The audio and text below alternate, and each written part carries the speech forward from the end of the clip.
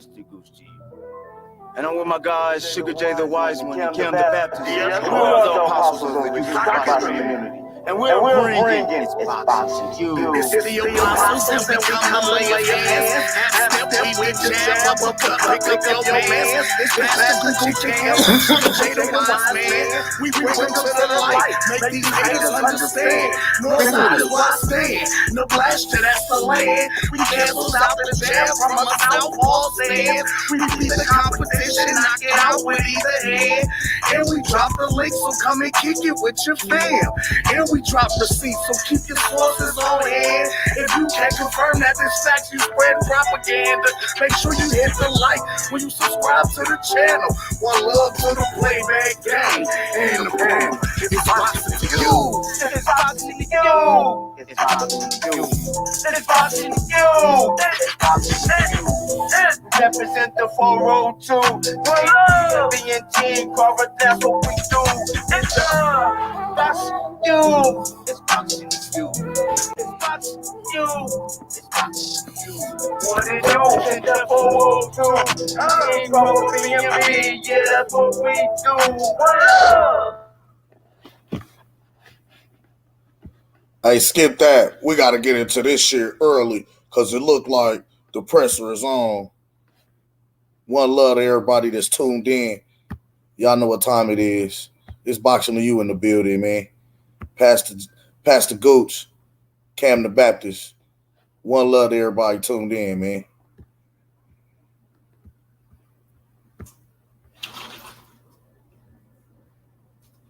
Look at this nigga looking like Urkel. Look at this nigga looking like Urkel, bro.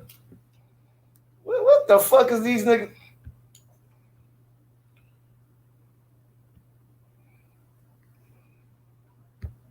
Diegues, ante esa Diegues. You got it, I'm not sure. Nigga, they about to flag. You know that, right? So there ain't no purpose of doing it. If you're gonna do it like this, I'm just gonna keep it real. They're gonna flag this.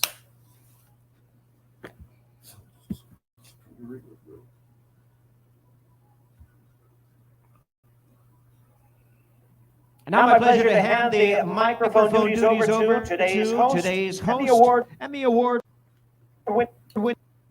Yes, they ain't gonna even let you do it.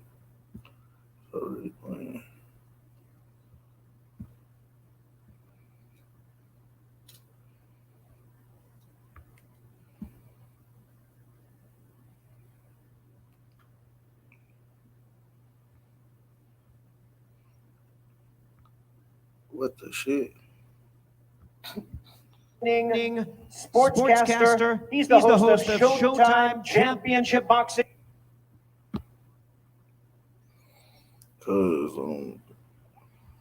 Brian Custer.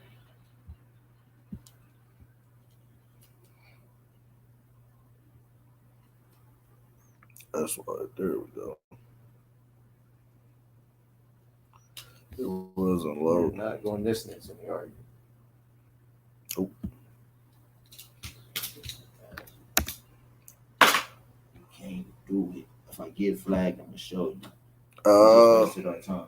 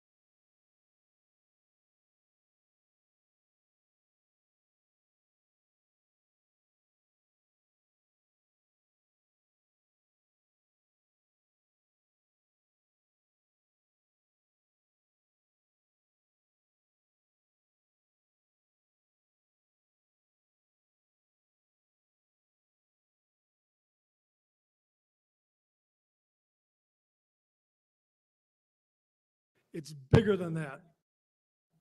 This is a generational fight. This will be an instant classic that you're going to remember for years to come. And as Brian said, not only is Earl Spence Jr. one of the very best fighters in the world,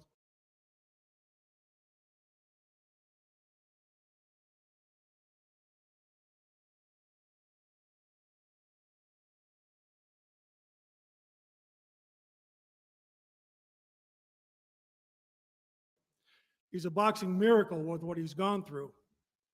And he's also box office gold.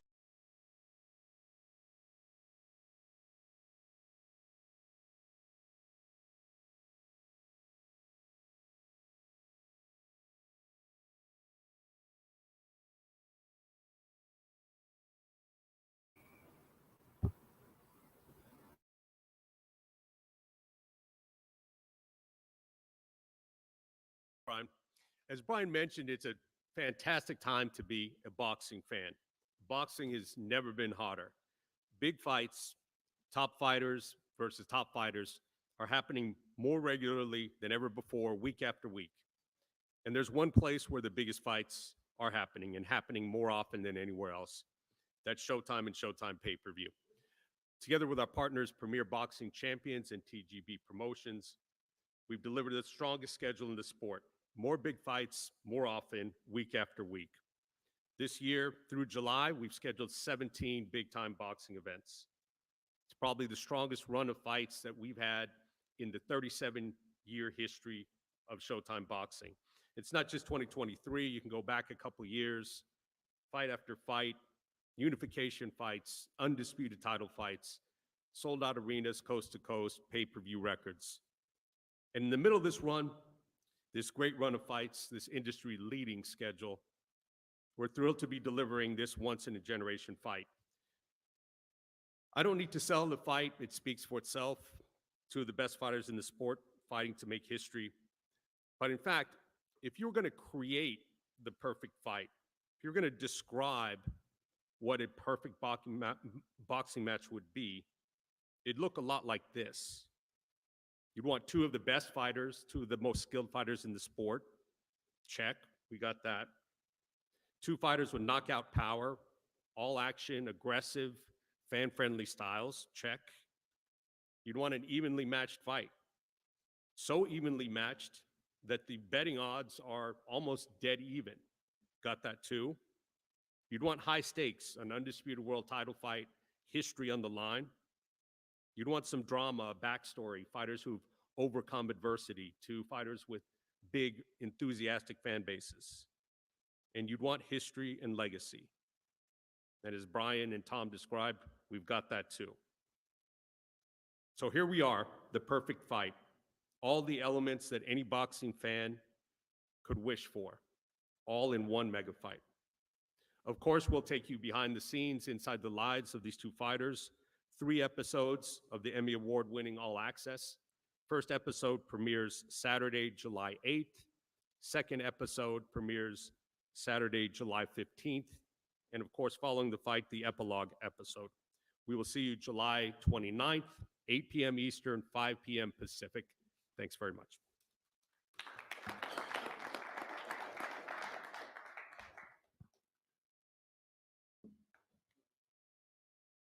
Thank you, Stephen.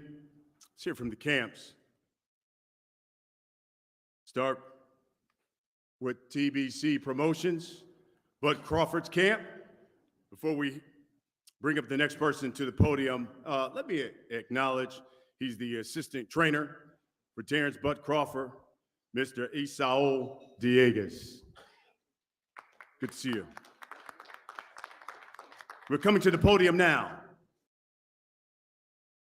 The WBO champion of the world, Mr. Brian Bomac McIntyre.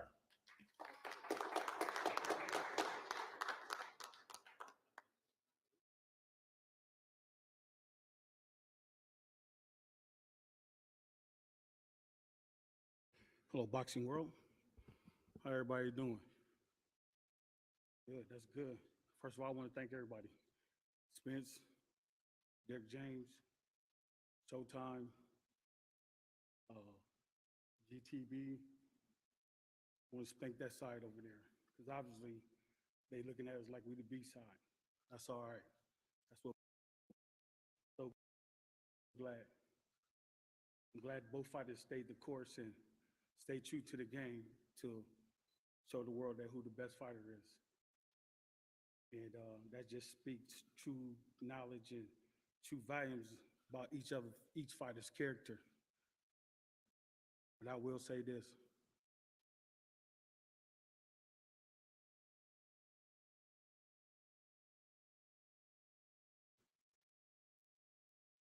Don't miss it. I promise you, don't miss it.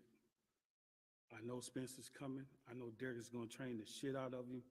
I know his team going to do a damn good job over there.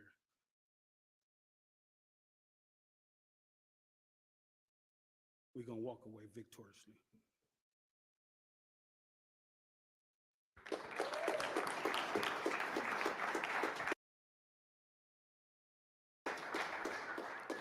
Bomac, thank you very much.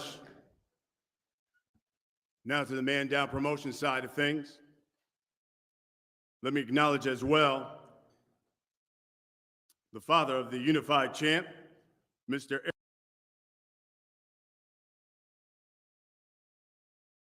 Good to see you, sir. All right, coming to the podium now.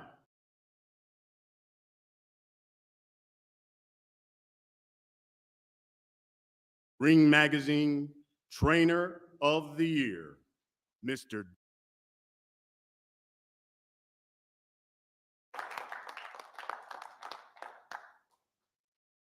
No, I'm very happy to be here. And this is a sign, a lot of talk, a lot of hearing a lot of speculation, people talking. So it's all about right now, about showing and proving. And something I can't wait. I'm tired of talking about it. I'm tired of being asked questions about it. I know everybody on the stage tired of talking about it, tired of being asked questions about it. So it's time to get busy. That's all I care about, getting busy, seeing my guy go out there and doing everything he needs to do. He did what he said he was going to do, get those 3 belts. Now it's time to go get one more. It's all about big fish right now. And I like you guys, but at the same time, hey, listen, we're really co-workers. Only way we can get this thing going, we got to work together. But night of the fight, it really is showtime for real. And we're going to make it happen. Thank you all.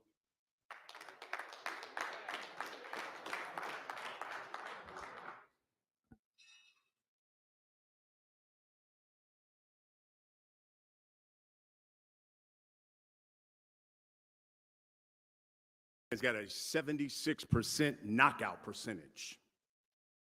Since he's moved up to welterweight, he has stopped every opponent he's faced. He's the former undisputed super lightweight champion of the world. He's the current WBO welterweight champion of the world. He is Terrence Bud Crawford.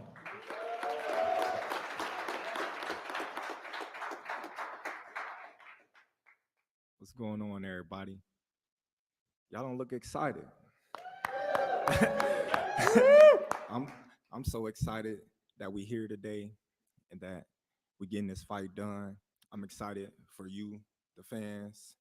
I actually got a gift for each and every one of y'all. And why? Because I love y'all. Because without y'all, there's no us. So I'm gonna give y'all a gift with the presence of myself and Errol, July 29th, so y'all can witness greatness. There will be greatness July 29th that you guys will witness. And how do we measure greatness? Us, you guys, we measure greatness by eras. We had the Sugar Ray Robinson era. We had the Ali era, the Marvin Hagler, the Tommy Hearns. You even had the Floyd Mayweather, his era. But July 29th, I'm gonna show each and every one of y'all why. This era is the Terrence Crawford era. Come fight night, he called himself the big fish, right? But what you do when the fish get took out the water? You suffocate him. Let's go.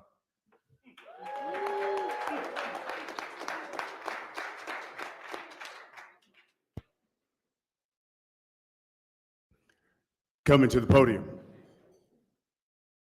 is a man who has a 78% knockout percentage. 6 of his last 7 opponents, former world champions. 3 of them, he took away their straps. He's the unified welterweight champion of the world. He's known as the Truth. Big Fish, man down, Errol Spence Jr.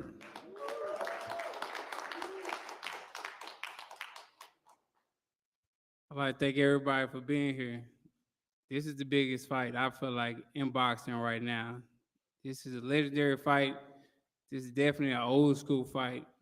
This is the fights that my dad used to talk to me about and older people tell me about, where you had Sugar Ray Leonard versus Tommy Hearns, you had Duran and all them, you had De La Hoya and Trinidad fighting. You had the best fighting the best. And finally, we at this point where, me and Terrence Crawford had to get on the phone, talk about it, and now, it's finally happening. The best fighting the best. I feel like this is an old school fight, creme de la creme, and this is gonna prove not only the best welterweight in the world, it's gonna prove who the best fighter in the world is. If you know my mentality, it's to win, it's to go all out, give it everything. His mentality is the same thing. So I want everybody to tune in July 29th, come to the fight, because we're going to have a crawfish boil. So everybody make sure they're there, man. It's going to be enough for everybody, I promise you that.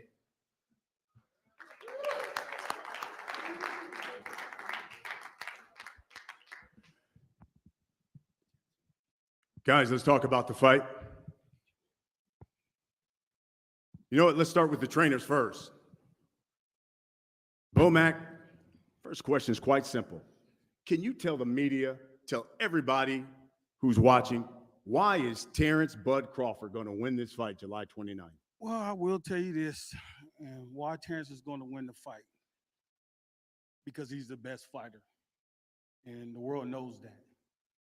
If you just look how about he go about his business, there's no playing around with him.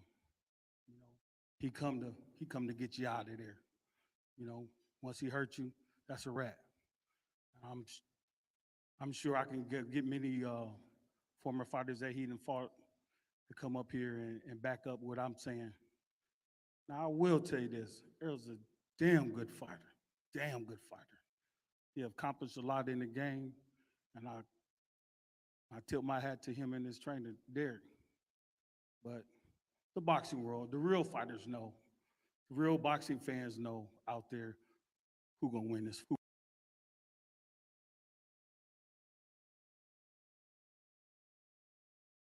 Win this fight July 29th. Well, I believe that Errol Spence will win the fight because of his depth. I believe his technique. I believe that his skill set. It's not so much about the gamesmanship of the show. He's a guy never talking, the guy who goes in there and makes it happen and gets busy. And I think that what you'll see on July 29th is Errol Spence go out and yet again prove his dominance over another fighter. It's not so much about knocking somebody out, it's always about breaking somebody's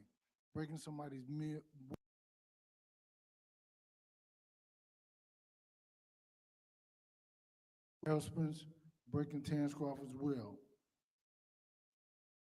But we heard why you're going to win. I think we want to hear from you. What is a victory, though, on the 29th mean to you specifically? We know it comes as being undisputed. That would also mean you be the first fighter to be undisputed in 2. What would a victory on the 29th mean to you? Well, like I said, that piggybacks on what I said before. It shows that I'm the greatest fighter of this era. No man have captured undisputed in two different weight classes. Teofimo did it last week. Teofimo definitely wasn't. He was lineal, correction, but he wasn't undisputed. Sorry, Derek. Sorry, sir. You tried it. But yes, once again, I will be the first male boxer to actually capture the welterweight champion in two divisions, and that would solidify me as the greatest fighter of this era. Definitely not, man. I'm not gonna lie, Tyrann got the best matchmakers in the business.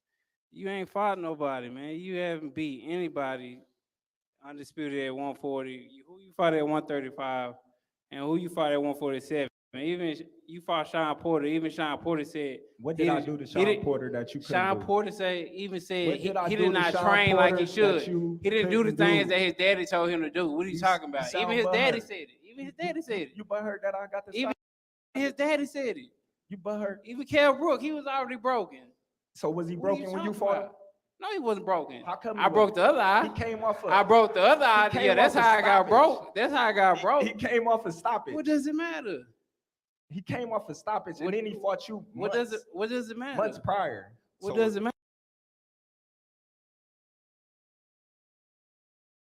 matter? So was he broken or not? No, he wasn't broken. Yeah, you're right. You're right. What you talking about? I had the same surgery he had, and what happened? So what they say about you then? You fight me then? I'm gonna break the other eye. So what they say? So I'm broken then, right? Well, you broken. You gonna be broken July 29th. Yeah, we gonna see. You gonna be broken. So Yeah, that begs the question, we Errol. gonna see. What does a win mean to you specifically on the 29th? It just mean he's a great fighter. It just mean I broke another great fighter, Will, and I broke him down mentally, physically, and I came out on top. Never. We'll see. We'll see. We'll see. You know, Errol, the interesting thing is you are the unified welterweight champion. You've taken away everyone's strap, it seems like, in this division, yet you're the Vegas underdog coming into this fight. Does that motivate you? Does that upset you? Your feelings on that?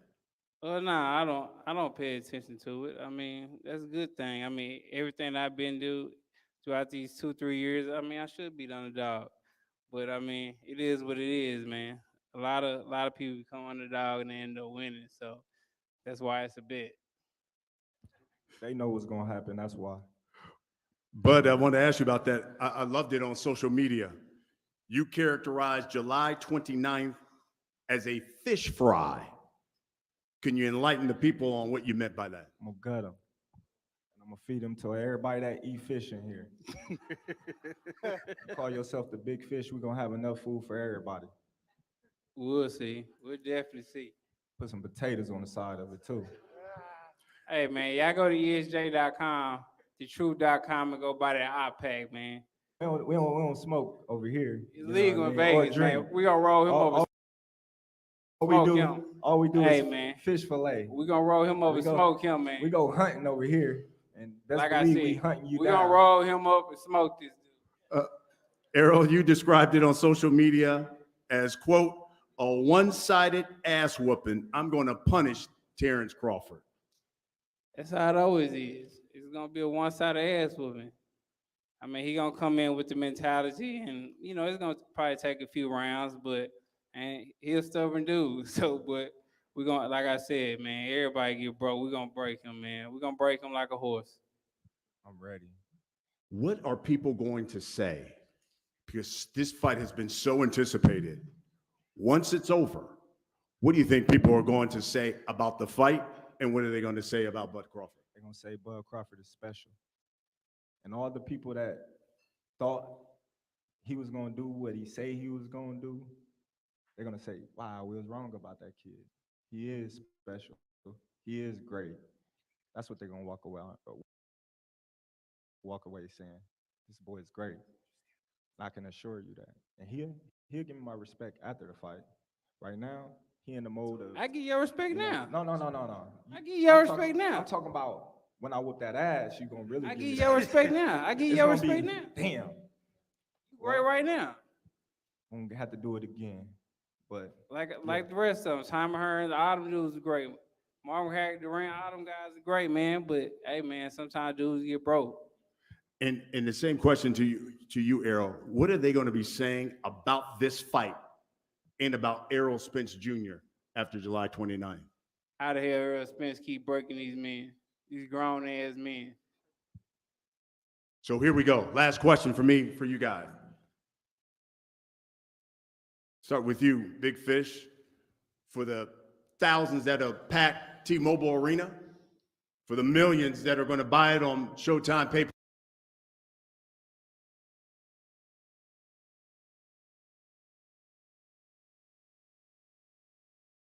Old school type fight. If you've been craving one of those fights from the 70s, 80s, early 90s, you gotta tune into this fight, man. This is a legendary fight. I feel like, belts aside, all that type stuff. I'm talking about, you talk about Earl Spence and Terrence Crawford. This is the biggest fight in boxing, period. Especially action-packed wise. If you know his mentality, you know my mentality. You already know, man. We going for the victory, but a tough victory. I know he's not gonna try to break. I'm definitely not breaking. So it's gonna be an all-out war. I think it's gonna be tactical in the first couple rounds, but as rounds go on, you know what I'm saying? I'm gonna try to break his will. He's gonna try to break my will, and we both gonna go for the victory. Everybody tune in July 29th. Is gonna be a all-out war, action-packed fight, and you're gonna want to tune in to this fight because this fight is gonna be talked about for decades. I know I said it, but they were my words. I want your response to that. You believe the winner, pound for pound, best fighter in the world? The winner of this fight is definitely the best fighter in the world. I mean, pound for pound, that's all. I don't know how they judge that, but everybody know this the best fighter in the world. Whoever wins this fight, this creme de la creme, this the best fighter in the world. No questions asked, no nothing. So make sure everybody tune in to this fight. Bud Crawford, same question to you. For all those thousands of people who will come out to T-Mobile Arena, spend their hard-earned money, Showtime pay-per-view, what can you guarantee they're going to get on July 29th? I can guarantee everybody is going to witness something special that night. Errol Spence, he don't like to back up. I'm the type of fighter where you push, I push even harder. You hit me, I want to fight even harder. He got a big heart. I got a big heart. He loved to fight. I love to fight. And it just makes for a great action-packed fight with a lot of, excitement in it. So July 29th is going to be a great night for boxing. I feel like this is definitely a legacy fight and a fight that should be talked about in the whole boxing community, if it's not all through the social medias outlets.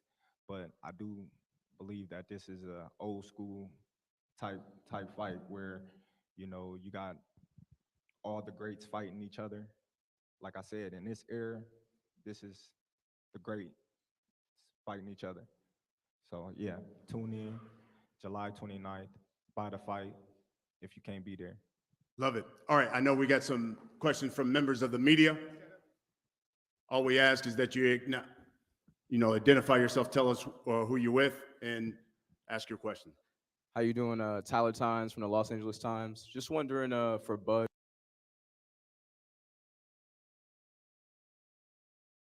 to fight. Listen, it doesn't matter what took so long. All that matters is we here now. I'm excited. Everybody else excited. And July 29th, myself and Errol Spence. You aren't just one you. There are many sides to you. And all of them deserve the best. Introducing Max, the one to watch. today. I just wanted to ask you, Terrence, obviously you've really earned the reputation of being the sport's best finisher. Can you describe in detail what happens when you see that moment that you need to kill the opponent or knock him out? What takes over? Well, I don't know. It's an inner, all types of great fighters got that instinct that when they see one of their opponents hurt or wounded, they go for the kill. Thank you. Greg Rosenstein, The Athletic. For Errol, you two have both been compared constantly over the years in the division and on pound-for-pound lists. What specific skill sets do you see you having the advantage over Terrence? Man, I got a lot of skill sets I feel like advantages over him. But at the end of the day, I feel like this fight is basically so even. You know, it's gonna be more about just being more focused and, you know, not getting out of focus, especially in the later rounds, and just making sure staying on point all throughout the fight and making sure you don't lose focus, because that's how you end up getting caught. Errol Monokakopian with the BoxingScene.com. You're going to be coming off a nearly 16-month layoff. Are you concerned your time away from the ring will impact your preparation and your performance come fight night? I've been off longer, so I mean, a 16-month layoff, that's cool. I mean, it was nothing I was recovering from, so that was more rest anyway. I mean, it ain't like the other times where it was a car crash or a retina surgery, or something like that. So it'll be fine. Definitely be fine. Hi, Folks, guys. we got one more? One more. Hi, guys. Marcus Hayes, Fight Hub TV. I want to ask this question for both Errol and Terrence. I've heard that you guys spend a lot of time FaceTiming and communicating to make this bout happen. What's something that you guys learned about each other in your private conversations? Just I mean, you just talking about family and, you know, situations and stuff like that. But, you know, just getting a feel out for each other. So, I mean, you learn a couple of things, but I mean, we were just talking, feeling each other out. Well, I would say the same.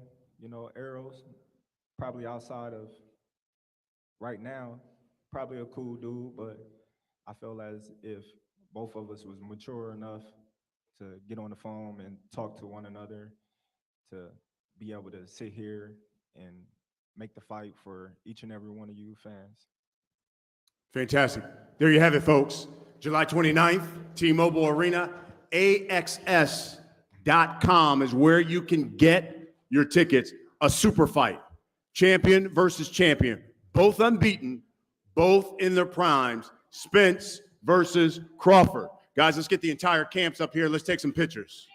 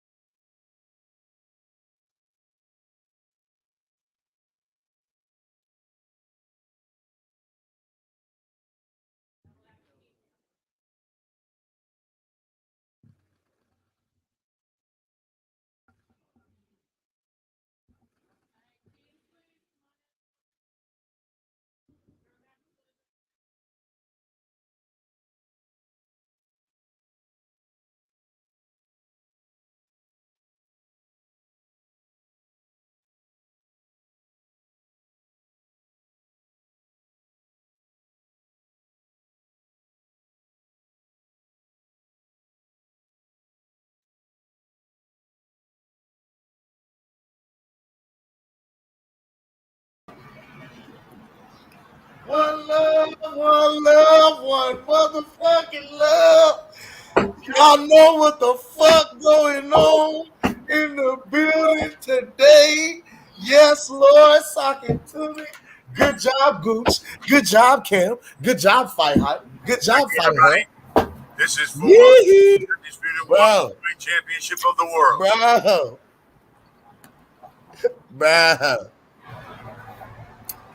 Bro. These hoe ass niggas been caught up in a lie. Pastor Gooch.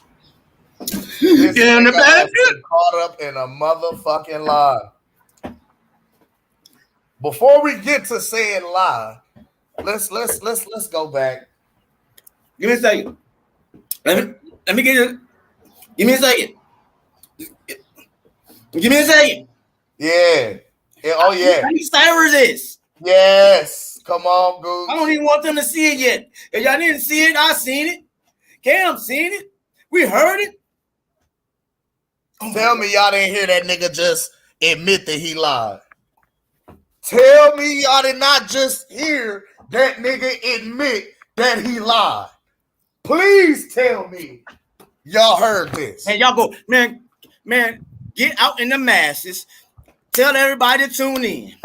Y'all gotta tune in. I done busted me somebody. I done busted me somebody in a lie. Oh, I done called me a big fish. We done busted him in a lie, y'all. He's a big one. Oh, yeah. Oh, we got us a big one. So we gotta talk about this. Oh. Where Mr. Golden at? Will somebody call Mr. Golden? Man, will somebody please call Mr. Golden? Mr. Golden, God damn it, Mr. Golden. Mr. Golden, since he started this shit, he been saying it was a pink elephant. He said he's seen the pink elephant. Fucking elephant. And Earl just admitted that he seen a fucking pink elephant. Oh my God. Oh my God. They said, Goose, why are you so excited? Because I caught a nigga in the lie. Y'all know how it is when we catch a nigga in the lie. I caught a nigga. They been saying my nigga been lying. But I caught a nigga. Me and Cam. Caught. No. Me and Cam. Us. Caught the nigga in the lie. Well, what he lie about, Gooch? Give me a second. Give me 1 second. All the masters. Get the bills. Where Warren G at? Where my guys at? Bro. Well, we got the chef in here. Chef, we caught him in the lie. Chef, I caught the man in the lie. A bold-faced lie. Bold-faced. Wait a minute now. Oh, we about to cook today, y'all. Oh, my God. It's time for us to cook. Oh, yes, I got me fish on the grill. We ain't doing nothing fried today. We just salmon today. We gonna salmon we had a big slab of salmon today. Some tuna. He's soft right now though. I seen a soft big fish. I ain't seen no shark. I ain't seen nothing that can hurt you. The demeanor says it all, fellas. Demeanor says a lot of things, fellas. Says everything, Gooch. Everything. That man was shaking like booty meat. That man was nervous, voice cracking. Bro, he ain't used to being under this much pressure under these big lights, bro. I'm a show y'all. We gonna have a crawfish, boy. On July 29. Oh, Mr. Golden. Oh, Mr. Golden is here. That's what I was waiting for. My God. God. Oh, you here. Oh, Mr. Matter of fact, oh my God. Hold on, before I'm about to drop the link. I'm not dropping the link yet. I'm just about to show y'all. Then I'm gonna drop the link. I don't know what I'm about to do. But we caught him in the lie. Caught that nigga in a bowl. We caught him in the lie, Mr. Golden. You are the oracle. Mr. Oracle. Of the pink elephant. We caught him in the lie. Oh my God. So wait a minute, Gooch. What? No, go ahead. I'm gonna let you cook some more. Uh-oh. I'm gonna let you cook some more because it seems as though Big Blunt. they coming into the y'all. sanctuary. Call everybody. Call Magma. Call them all. We caught this nigga in a lie. I need about 10 subscribers. I need about 10. No, I need 15 viewers. I'll show you what lie we caught him in. I need 15 viewers. That's all I need. And I will show y'all. We called him in a lie. We called him in a lie. He told us his damn self. Let me say y'all caught him. Hold on. I tell y'all what. I tell you what in the chat. If somebody tell me what did he say for us to catch him in the lie, I'll show everybody. Hey, and shout out WCS. I see my guy front row. Yes, sir. I got to hit WCS. I got to get there, WCS. Front row. Because WCS was front row, Blunts. Hey, he had the businessman glasses on. Yeah. Hey, WCS. So I know you caught him in the lie. But then, okay, if y'all didn't see it, I'm going to go back and show a little bit of it. But how was my dude doing it? Who was he? Where was okay? Tell me this. If y'all seen what we seen, where was Earl looking at the whole damn time, and where was Bud looking at the whole damn time? Oh my God! I'm gonna show y'all in a minute. I just need a couple more people, bro. Man, look, he stared a hole through Errol, bro.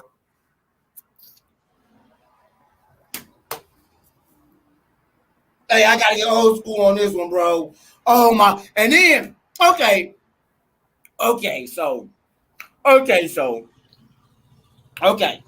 So then y'all did the Terrence Bud Crawford. Y'all did the Earl Sexton and Bud Buddy lie. Oh my God, the gods can last with that one. So really, y'all with the talking points? Hey, you see that? You know they've been watching live, nigga. They've been watching us. Earl, come on, man. Hey, come on, man. Hold on, because this nigga was double talking like a motherfucker. Double talking. Straight double talking. That nigga said Top Rank has the best matchmakers in boxing. And then turned right around and said Bud ain't fighting nobody. Wait a fucking minute.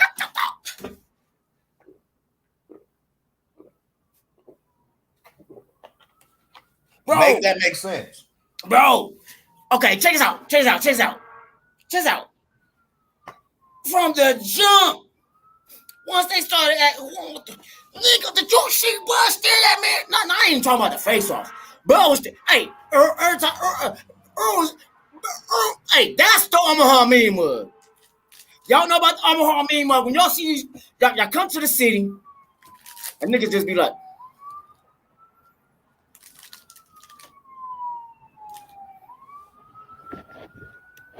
just stare at you. Like, nigga, I dare you to stare back and say something, nigga. Looking a hole through your motherfucking ass. What the fuck you want to do, nigga? What you want to do? We can do this shit right now, nigga. Huh? Man. Peep game. Oh, my God. Peep game.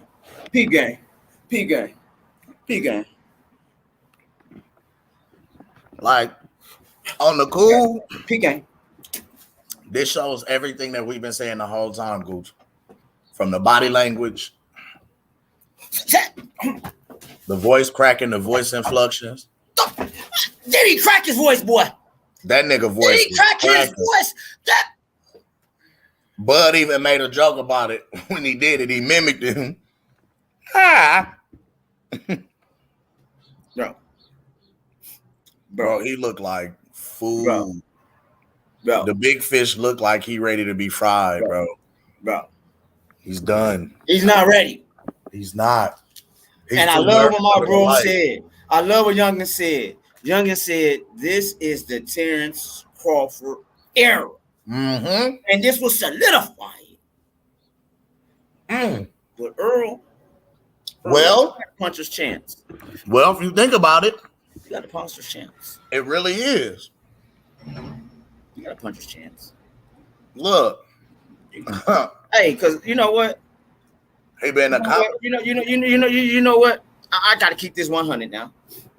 Bud Buddy's about to be mad at the Gooch. But Earl might win. Because they always say, what they say about the scare man?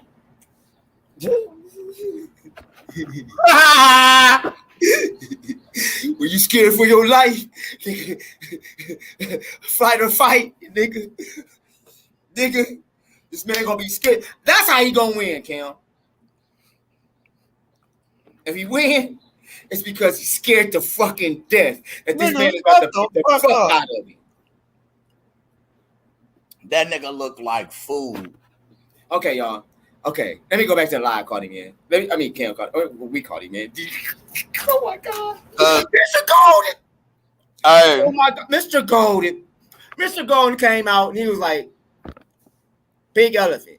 Let's talk about the pink elephant. Gucci, you know that was a pink elephant. We know that man didn't hit no car. Y'all know he didn't. He didn't hit no car. But Earl outright said, hold on. Don't say it. We're gonna let him say it. Woo! But Earl, wasn't he what, Gooch? Wasn't he just what? But Earl, didn't you say you had to take this while you? Didn't you say you could? Wait a minute. Didn't you just say that because you? Okay, wait a minute. Huh? Wait.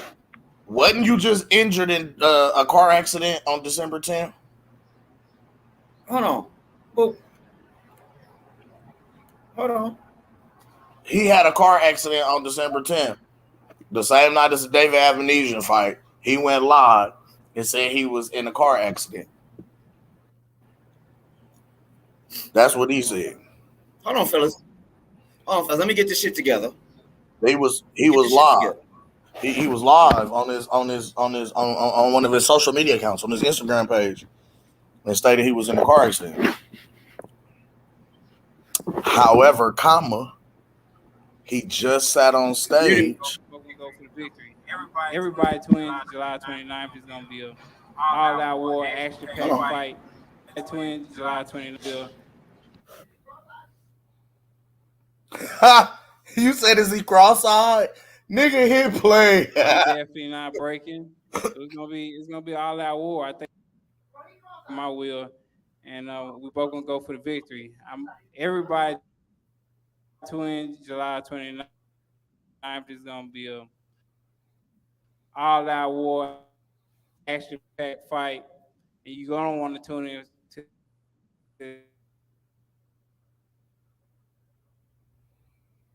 You freezing, Gooch. You frozen like some ice cream, Gooch. Well, we've been having some technical difficulties. What the fuck? Are you cooking that? You cooking that much? You didn't cooked out the audio again? This is heavy. Heavy. Okay, anyway. So like I was saying, check this out. That nigga just said he had a car accident and a leg injury on December 10th, the same night as Terrence Crawford fighting David Avenesian. But he literally just sat on the stage at the press conference and said that this 16-month layoff would be, it's nothing to him because he's been out for longer, talking about the other layoff from the car accident. But he went on to say that nothing kept him out for this long. Hold on,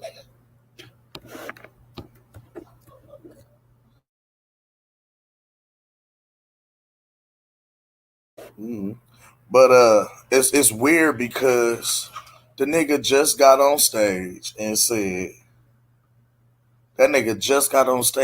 nothing kept him out of the fight, that nigga sat there in the middle of the fucking press conference and said nothing kept him away for this long.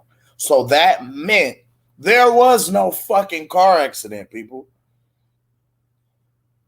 There was never a car accident. So that leg injury shit for an extension was some bullshit. That's what we caught the nigga in the lie. A bold-faced lie. The nigga went on the lie again to say there are a number of things that he does better than Terrence Crawford. And in the same exact breath said, this is a 50-50 fight. Well, wait a minute. How is it going to be a one-sided ass whooping and you do so many things better than Terrence Crawford, but this is a 50-50 fight? 50-50 means dead even. That means there's nothing that you don't do better than him and nothing that he don't do better than you. Y'all both even all the way around. Even Steven.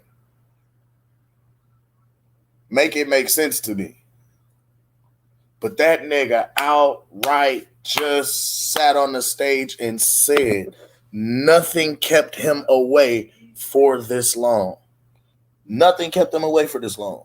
This nigga lied, bro. This nigga outright lied. I mean, like, bold-faced lie. And I don't think nobody caught that shit. Me and Gooch was sitting right here. When that nigga said that shit, I looked at Gooch and said, hey, that nigga just said he wasn't injured. Nothing kept him out of the sport this long. Oh, my God. Oh, my God. Oh, man. Mr. Golden. You are the oracle, sir. I gotta drop the link for you, Mr. Golden. I gotta drop the link for you, my brother.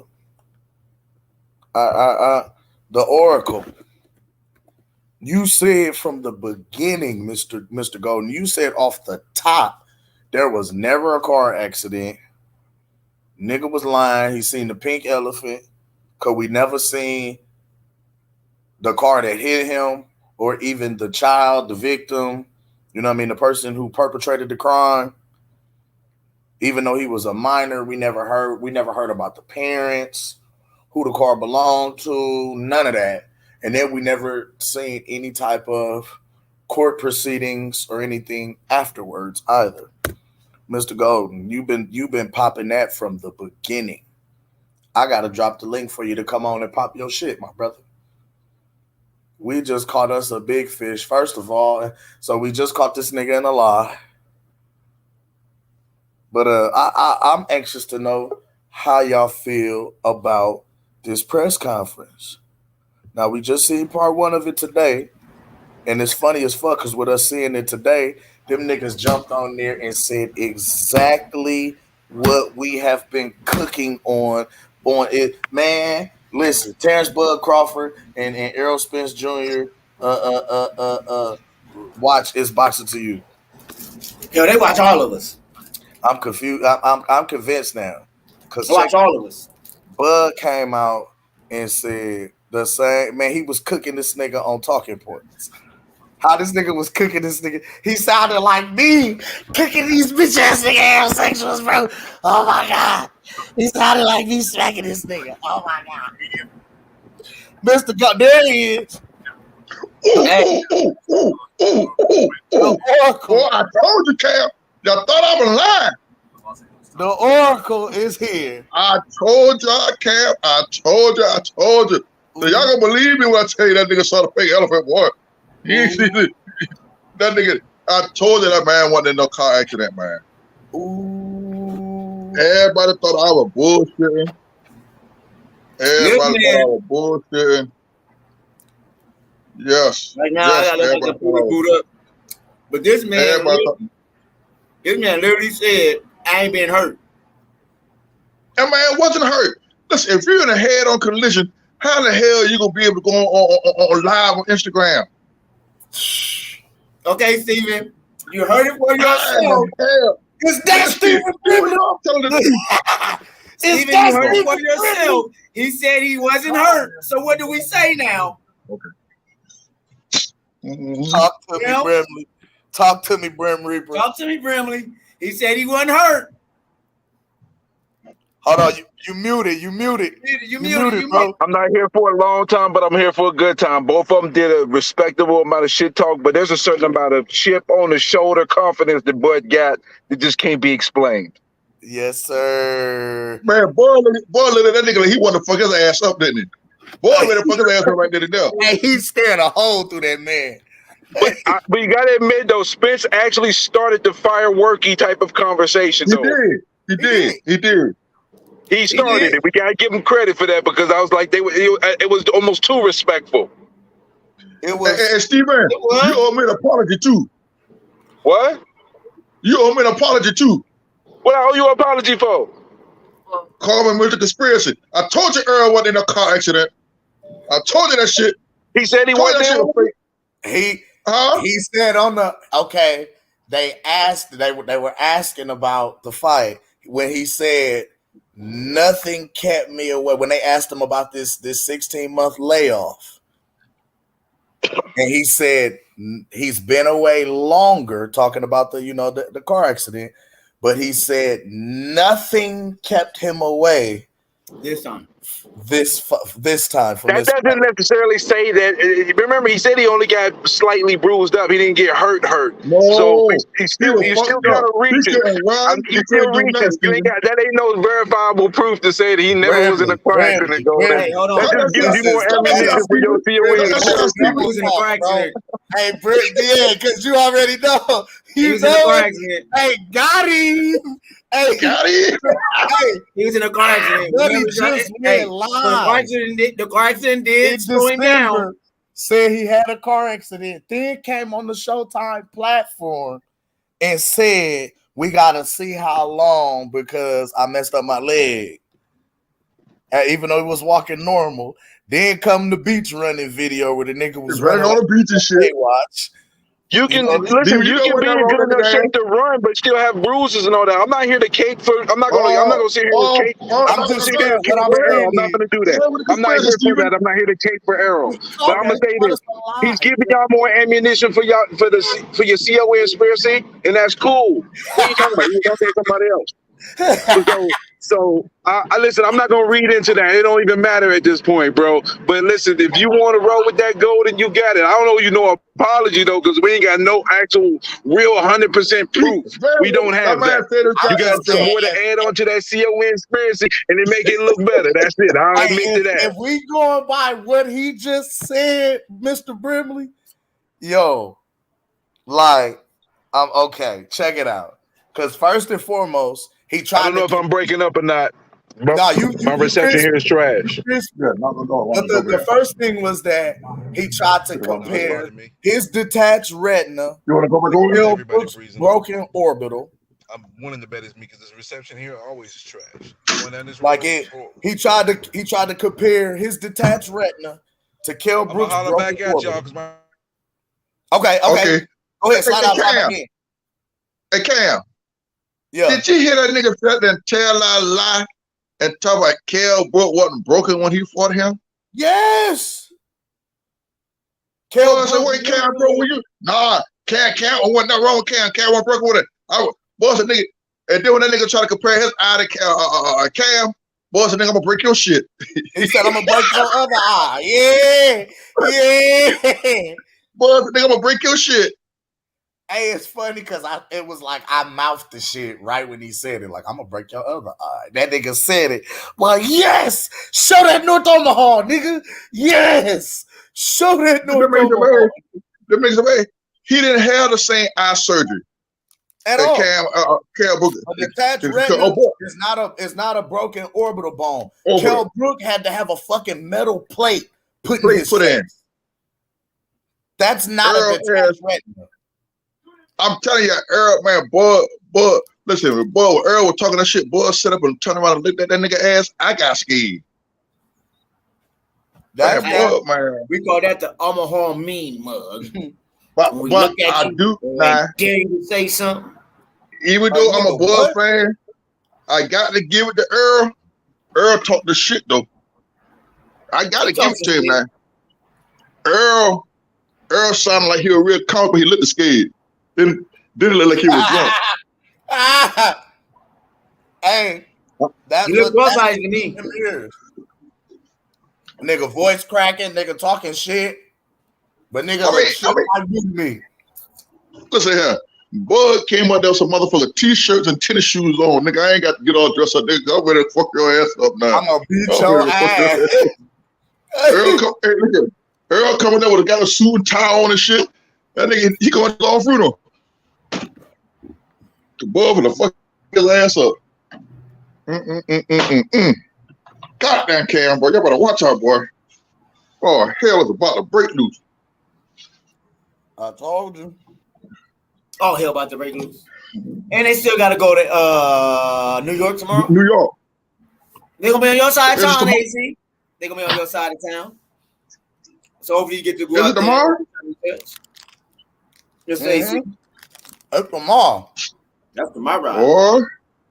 What you eat, Kim? And Derrick Jane, they're talking all that shit. But it's gonna be a good fight. Just like the fella said, it's gonna be a good fight. Earl Holler, he gonna bring a nigga wheel down, he gonna bring him down, he gonna do this, he gonna do that. It's gonna be a good fight. And I'm gonna put this here. It depends on who will this the most. Bro, you know what I'm saying? Bro, P game. I gotta keep it 100 now. I gotta keep it 100. I like Earl. I like Bud. I love Bud. But Earl talk kind of confident. Bud and 9. You want me to say something good about Earl, Mr. Gold? Is that what it is? I see Earl at 7. 7 rounds and his ass going to sleep. That nigga came casket sharp, nigga. Man, look. Dead man walking. Hey. Look, I see some niggas, man, was saying some real fucked up shit in the chat, though. On the, I was looking at you, Cam. I was looking at Fight Hype. Then I was looking at, I was on the PPC joint, too. Yeah, you know, and I see niggas saying the nigga was saying some real fucked up shit there earlier in that game, boy. They were talking shit about Bomac, too. No, I'm talking to niggas some real, say, Earl, karma coming to you, but you know who they talking about, right? Oh, yeah, I already know. I was telling you, what did I say, Cam? Yeah. And if they talking about his karma coming for that, nigga, you put money on that, nigga. I'm saying it, nigga. That was a good ass dude. He's from the other side. And you have money on that, Earl. Your karma is coming, boy. No boys from Dallas said this boy karma is coming. What does that mean? Oh yeah, you saw that shit, Gooch. Gooch was saying that shit over here, Mr. Golden. Like he said, they had that shit in the chat, nigga. The nigga had that shit in the chat and saying, nigga, for old boy, karma for your ass. No, Big Blunts. They was in the PBC and like the Fight Hype motherfucking chat. They was going off on Earl saying shit like, yeah, your karma coming. Yeah, nigga, Mo3 revenge. Woo, woo, woo. Like, yeah, this revenge for Mo3. And it wasn't just, it was a lot of times. And it was multiple times of people saying and talking about that. So, yeah, Gooch pointed it out to me like, nigga, do you keep seeing people talk about Mo3 in the chat? And I'm like, yeah. He said, nigga, them is niggas from Dallas. And why would you say that's karma from Move 3? Me personally, y'all can say that's CON conspiracy, but if a motherfucker tell me that's karma from Move 3 and Mo 3 got gunned down, damn it, you put bread up, bro. I mean, you know, that's how I take it. Now that's the CON conspiracy. That motherfucker can't never. Now I could be wrong. Real shit, I could be wrong. But what I'm saying is, why would they say that's that man karma? That's why would a lot of motherfuckers say Mo 3 is the reason why he flipped his car. I'm not hearing it from the social media. I'm hearing from motherfuckers in Dallas. And they was saying that a long time ago, and I was like, nah. I like the rest of you niggas, nah, that shit. But then more and more, I'm hearing more and more Dallas niggas saying it on social media. Damn. Yeah, because they came out with it like, yeah, nigga, y'all know the reason why he flipped his car, right? He like, nah, nigga, he was drunk driving. They say, nigga, yeah, he was drunk driving, leaving the club, nigga, because them niggas was on his ass. And I'm like, oh. This, yeah. Oh, hold on. No, y'all better not tell me that, bro. Y'all They don't say tell that. me that, bro. They say Don't that. tell me that. Don't They tell say me that that, boy man. dude was chasing that nigga down. They said that boy was chasing Earl down the highway. He was trying to Yep. get away from the boy. They wasn't just chasing him. They was looming at that nigga. They wasn't just chasing. They wasn't just chasing him. They was looming at that nigga as they was chasing him.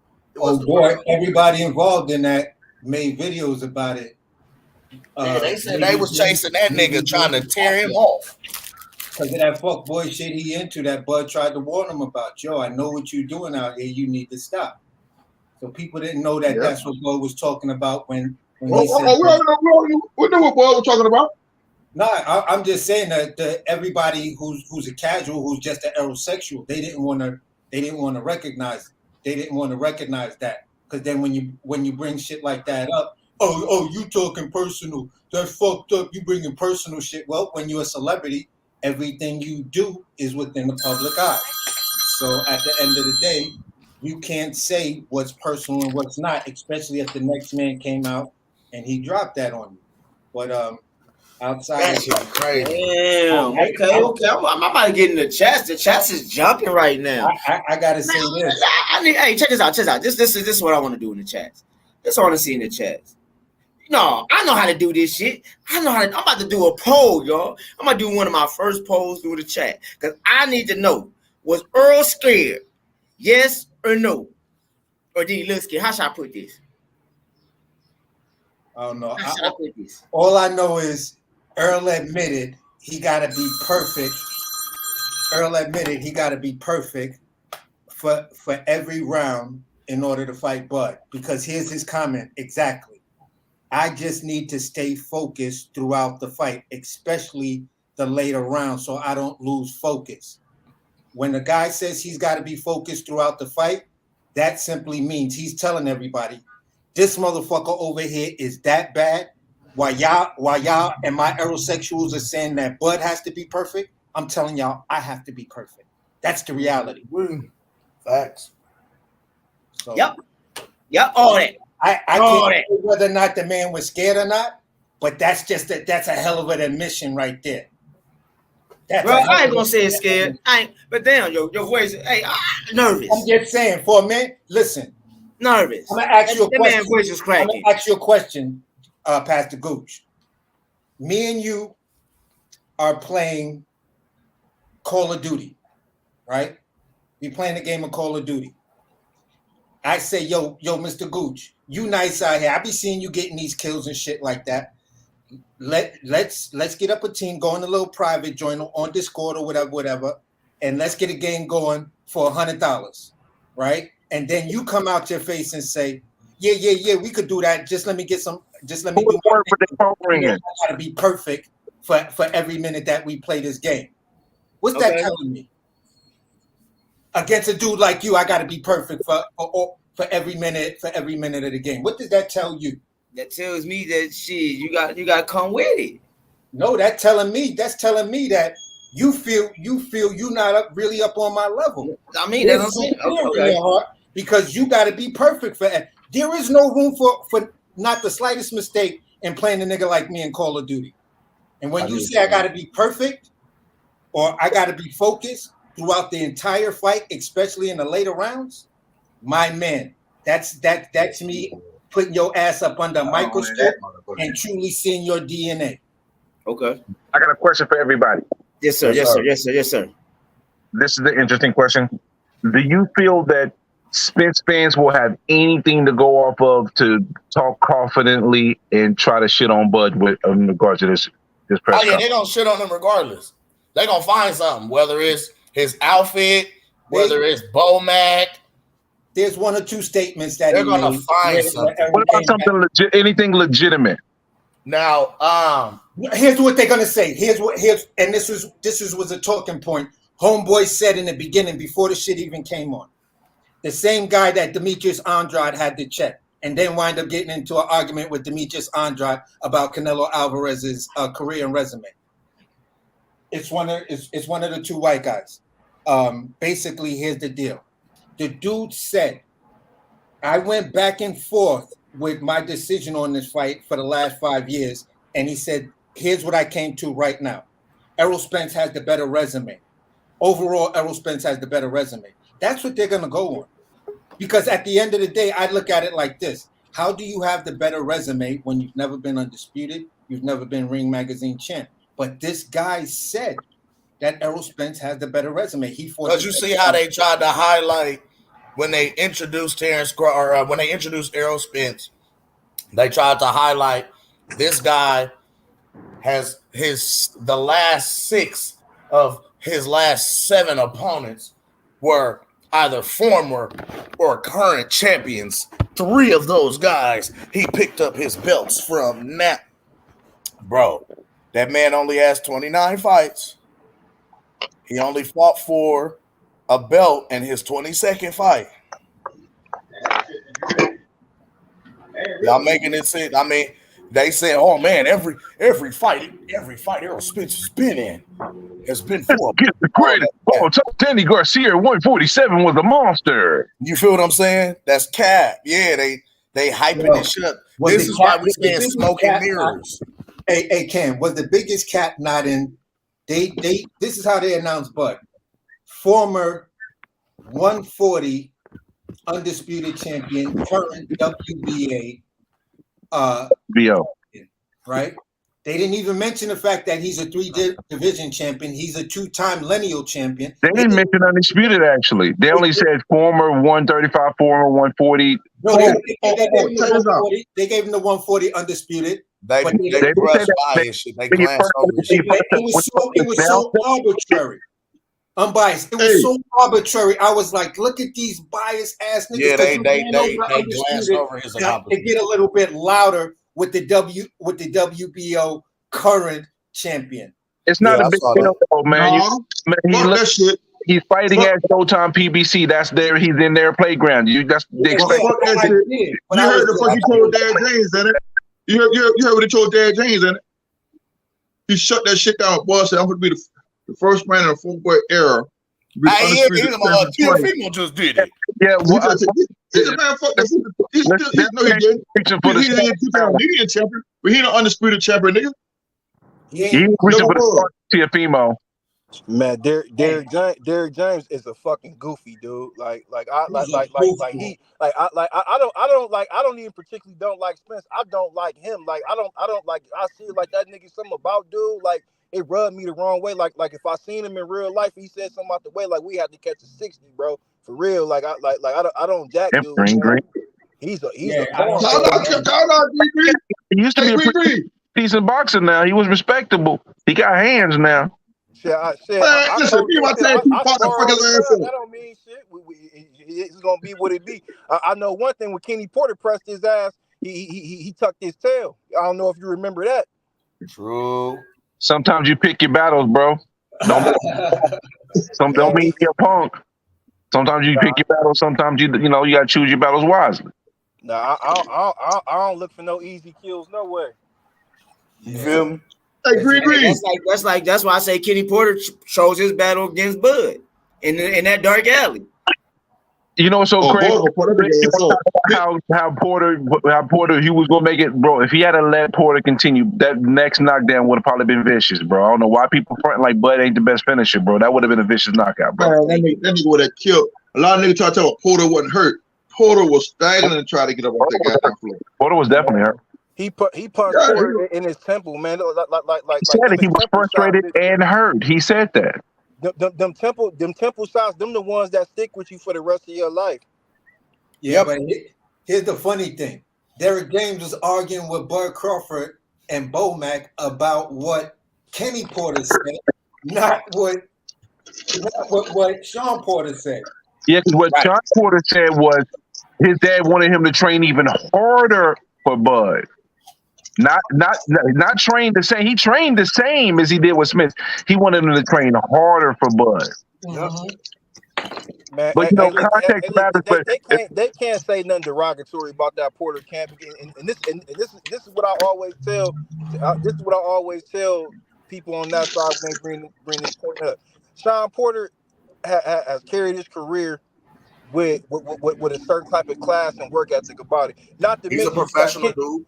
you got Kenny Porter over there. Not to mention Yeah. you got Hold Barry on, hold Hunter, on, girl. Barry Hunter, an established legendary You get coach some who's chips probably on gonna there, go to the Hall of Fame. You Making feel what I'm chips on there. saying? Get some. And not to True. mention he was in camp with Gervonta Tank Davis. So you mean to tell me when you factor all that in and he went in there and fought Bud and he got stopped? So you trying to so now you're trying to diminish this man's win against somebody who's been a career professional about his craft? Like, come on, man. Like it's crazy that Derrick James and Errol Spence hopped on there with them bullshit ass YouTube talking points. They really be listening to this aerosexual bullshit these niggas be kicking on here, man. Like no kizzy. Like they really be listening to this bullshit.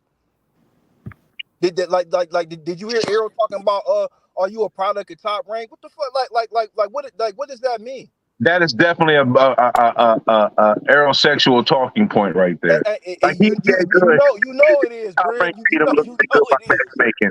No, well, he couldn't get a Thurman fight, or he couldn't get a Danny Garcia fight. And if he had to fight either one of them, y'all probably would stop doing all this capping. And we know what direction they went. So I'm like, spare me the details. At the end of the day, we here with the fight. I like how both of them was talking some shit, but Bud got a chip on the shoulder, bro. He got a chip. You ain't gonna be able to get off of it. You ain't gonna get that chip off the shoulder. He ain't gonna get it off of it until he gets what he's due, and that's the victory on the 29th. No, I think he going for more than a victory, unbiased, because he said it. You gotta he be wants everybody to understand. Bud is careful about that though, because Bud, when he can get overzealous and get himself caught. Something. No, but this is what I'm saying. Bud, see, Errol is fighting for a win and possibly just the whatever of saying you undisputed or whatever. But Bud is trying to establish that this is the Terrence Bud Crawford era. Yes, see, Spence wins, solidifies his Hall of Fame candidacy. If Bud wins, it solidifies him running the era. Yeah, so at the end of the day, I think you feel what I'm saying. I think what Bud is going in there to do, again, I always find it harder, even when I like a certain fighter, it's always harder for me to vote against a guy who's fighting for something that's bigger than himself, because that's a whole level of dedication and mental breakdown that you got to get past. You got to beat the fact that you make this dude don't think that's possible, and I don't think Errol has that talent or skill set to beat that out of Bud. Like you said, Bud legacy is on the line. So with his, and like you said, his legacy now is to make this his era, something that Floyd didn't do. You know what I'm saying? Like one thing I know about him is when he go for a goal, he checks those goals off because he hates to lose. Hold on, Floyd did it though. Floyd did it. But he didn't do 2 times. The 2000, no, I mean, but he was never concerned about that. You know that. But see, that's what I'm saying. Bud trying to put his name in history books, bro. The Floyd Mayweather era was about. You feel what I'm saying? Floyd, I say like this. To me, Floyd wasn't trying to put his name in the books like he did. You know what I'm saying? He just did it. This dude is trying it now. Oh, I need to do it. Floyd put his name in the checkbooks. He put his name in. He put his name in the history. It was all about money. A different way. Money. That part. Floyd Bud is that fighter. I'm gonna make this a boxing lineal. You know what I'm saying? Era. You know what I'm saying? I went for all the belts 2 times, maybe 3 times. You know what I'm saying? We going for it. Yeah, see, Bud is the Biggies, the Jay-Z's, the Nas. You feel what I'm saying? While motherfucking, to me, Floyd was the Drakes, the Little Waynes and shit like that. I don't know, bro. You got to go grinder than that, bro. I gotta go like Bud is that ODB type nigga. Yeah, but he like Biggie. Bud is that ODB dirty bastard type nigga. Hold on. Fuck you niggas. Big was on that way before ODB. ODB had to drop at a level to be able to compare with Biggie. ODB didn't really practice his craft like that. He went out the wing of his pants. He was naturally talented, but sometimes he didn't even write his own stuff. Comparing Bud to ODB is a bad comparison. Y'all musical reference comparisons to the boxers are not good right now. Just Right, good, right, okay. I just said some shit. Who's grimy? Okay. Honestly, I don't mean rap. I mean, who's grimy? I'm just talking about that nigga from the streets. That's what I'm talking about. Not this rap. I'm talking about nigga from the streets that don't really like niggas. I'm that street nigga. Okay, so he Styles P, he D-blocked then. Thank you. Yeah, okay. That's more relevant. There you go. There you go, baby. There you go. That's Jadakiss Styles P. But that's why I'll say gang. Y'all say Styles P. Gangsta and the Gentleman. But honestly, if you really look at it though, like Bud, like where he at now in present time, it's kind of like when Floyd fought Canelo. You feel what I'm saying? Like a lot of press, it's a lot of money on the line. You feel what I'm saying? The difference between Bud and Floyd is like Floyd had a lot going on outside the ring that has shit to do with the music industry. Like Bud don't got that. Like for real, that had a lot to do with propelling Floyd into like crossing over to different cultural platforms. Hold on. The music industry don't pay. The music industry. Hold on. The music industry do not pay and give you the same returns as a hedge fund.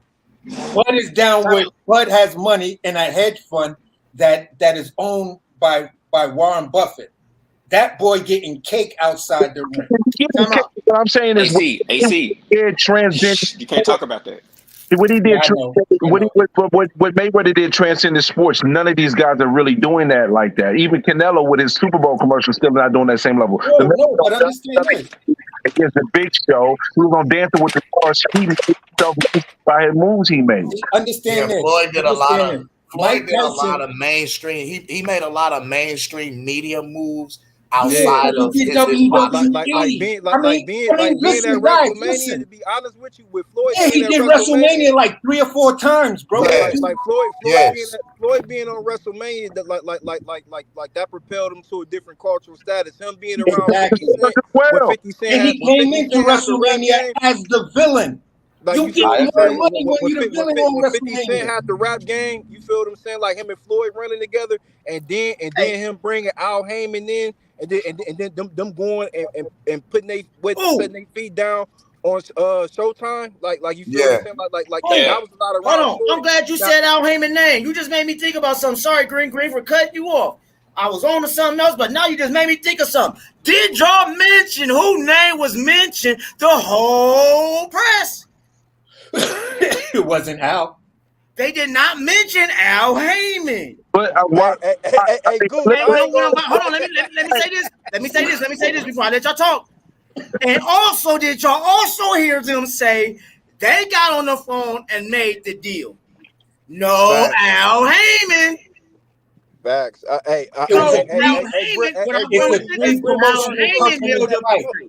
It was a 3 promotional company fight.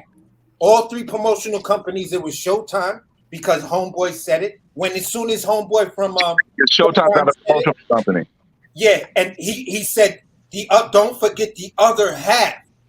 The least promotional company that went into it was Errol Spence. The 2 big promotional companies that went into it, making this fight was Showtime and Terrence Bud Crawford. Promotional company. Promotional company is TGB with Man Down Promotions, and then TBC Promotions. Yeah, you got damn right. It's a joint venture, bro. He got so cold on the card. You're right. No, Brimley is right. No, Brim Reaper is right. He's absolutely right. Because Man Down will be a subsidiary of TGB. Yes. So that's why I'm thinking when Homeboy said it, and I won't even say a subsidiary, but they're coming in as a partnership. When Homeboy said basically, yeah, as soon as he came up, he was like, yeah, let's not forget the other half, and he immediately mentioned Terrence Bud Crawford's promotional company. I was like, oh shit.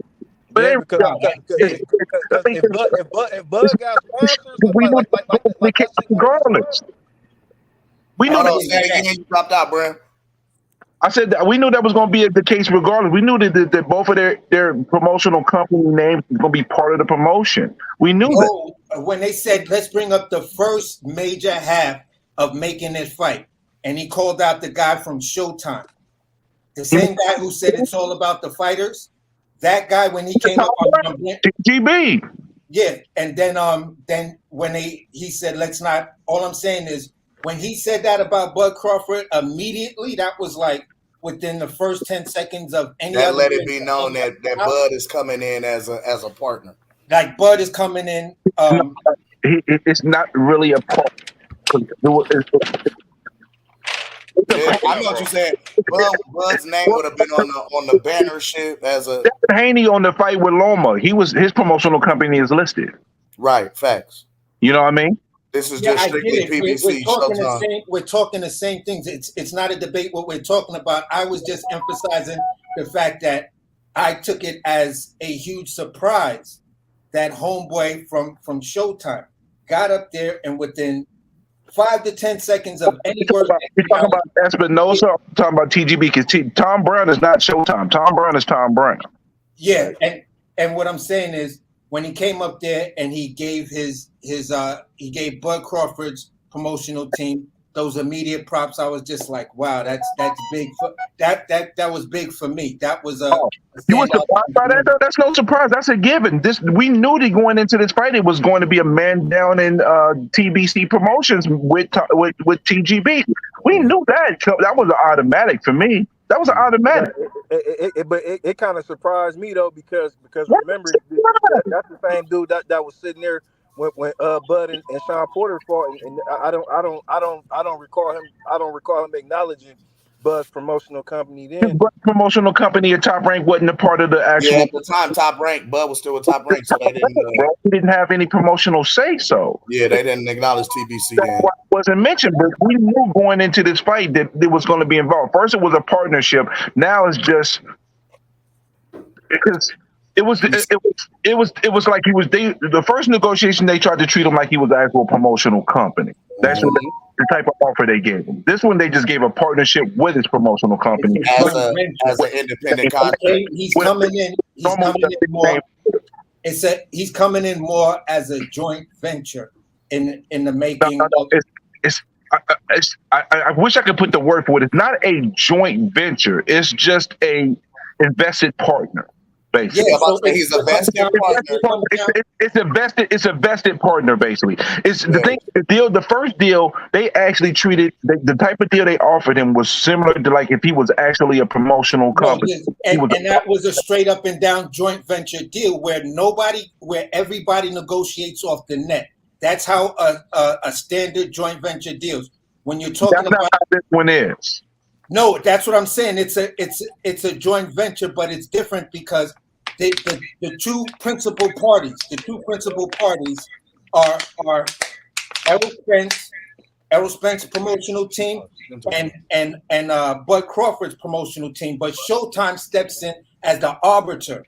So they're gonna say, well, listen, to make it happen like this, we're gonna take the lead role, you're gonna fall up under us, and then we can move forward in this joint Showtime has nothing to do with that aspect. Remember, Showtime is just the broadcasting partner. Yeah, and they're the network. They could also before we get to the open panel, I got two brothers that just slid in the panel here with us, man. I'm sorry, but I got to step off, but I got to give a couple hours of sleep because I got to work tonight. So I appreciate y'all letting me slide through with y'all. I saw y'all. So let me holler at the pastor. Let me holler at the pastor. You know what I'm saying? So let the Lord's will be done. Yes, sir. One love to you, Brent Reaper. Appreciate you pulling up, man. That's Stephen Brent. Damn, you sound just like homie. Damn. Hey, man, one love to you. Hey, make sure y'all go like and subscribe to my guy, the unbiased fan, the Brent Reaper himself, man. Yes, indeed. One love to you, bro. Peace. Yo. Hey, so we got two brothers that just slid in with us. First and foremost, going out here to my guy, Champ the Realist, your own with the apostles here in the sanctuary. Go on and testify, my brother. What's good, everybody? Is a great brother once said, "Did you miss me?" Man, I'm on my shit today. Shout out to Bernie the Boxer, man. Hey, we about to whoop this dude's ass, bro. We about to whoop his ass for all the disrespect, for everything. Bud is about to be, and we're gonna be talking about Bud forever in the history books. 3-time millennial, 2-time undisputed, 3 division champion, fighter of the year, and about to be fighter of the century. Let's get it, bro. Yes, sir. Yes, sir. Now, when you look at the press conference today, haven't seen it yet. Oh my God. You got to go back and watch it because we caught us one. We got us one. Somebody told a bold-faced lie. Now, what he lied about, we don't know. Oh, I know. Fuck that. I don't know. Hey. No, fuck that. I don't know what he lied about. That nigga lied. Because either he lied about his injury or he lied about he ain't injured. Which one is it? That's all I'm saying. That's all I'm saying. Was you hurt or you ain't hurt, boy? He said, and I quote, on December the 10th, when he got into a car accident. I'm a little bruised up. I can't fight until April, May. April, May, or June. Yep. Right? He did say that. Right. Now, April, May, or June, then they come out with the Keith Thurman announcement for February, but he said he was hurt April, May, or June, right? Now. This is what gets me. It's me too now. He just sat on the panel. On the panel. On the live during the press conference and said,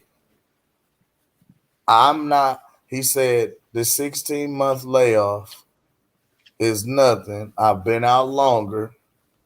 I've been training. Nothing has kept me out this long. Nothing has kept me out of this fight this long. But you said, Earl, I thought you was just hurt. That you was hurt 4 or 5 months ago. Hey, but let's go back 4 or 5 months ago. Like you said, he said he was a little banged up. Then a couple of days after that, he was talking about, you're serious and that he was gonna be out these months. Like then we saw the nigga running on the beach. Yeah, dude has been lying. Hell, shit, he been lying ever since Bud moved up to welterweight in 2018. Like, it's no surprise. Everybody else on the other side calling him a liar. I want to bring something to the light then. Bring it to the light, bastard. I want to bring something to the light. What if I told y'all it wasn't no car accident? There wasn't a car accident. It was all fake. It was all fake. Now, and the reason I say that, it was to try to take attention off the Bud fight. Thank you. Because the reason I say that is because I just remember some information that I was blessed with from a source who shall remain nameless. But he gave me some really good game. He gave me the receipts to back it up and basically explained it to me along the lines of there's certain people in this life that a man will go and talk to and express his deepest secrets, and we don't even think about it. He said, who's one person that a man will talk to outside of his wife and his mama? I was like, His past. I'm like, his mama, his wife. I'm like, okay, his homies, his best friend, his pastor, his weed man. And he was like, no, it ain't the pastor. I'm like, well, shit. He like, it's one person you sit down with and tell your business to every fucking body. You run your mouth to this nigga all the time and you don't even be thinking about it. It just happened because it's regular ass conversation. Nigga just asking about how you been. I said, who? Then I said, oh my God, I thought about it. Because I had just found myself doing it earlier that day. Plug is the weed man. Nope. Well, yeah, him too. Sometimes he's the same person, right? No, but yeah. Right. Where do you go before every major event as a man? Hell, every 2 weeks, really. Because I'm about to. I know I ain't crazy. Some of y'all just left this weekend. Where do you find yourself going every couple weeks? And you find yourself sitting down shooting the shit with the guys. Hell, to where I do it myself now. Damn, Toby brought that all the way over across the land, and he said it. Toby didn't said it. Al Money didn't said it. Yeah, the Thank you. barbershop. You go right in the barbershop, sit down with the guys, and run your fucking mouth. Oh shit. You go right in and chop it up. And niggas gonna ask you about shit, and you gonna run it down, and ain't even gonna think ain't gonna be none the wiser.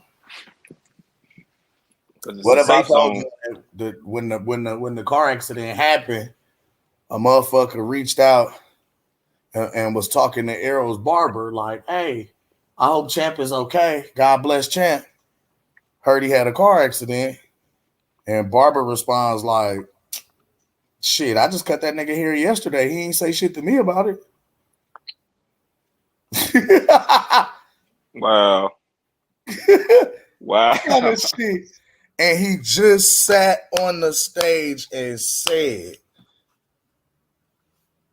there's nothing that kept me out this long.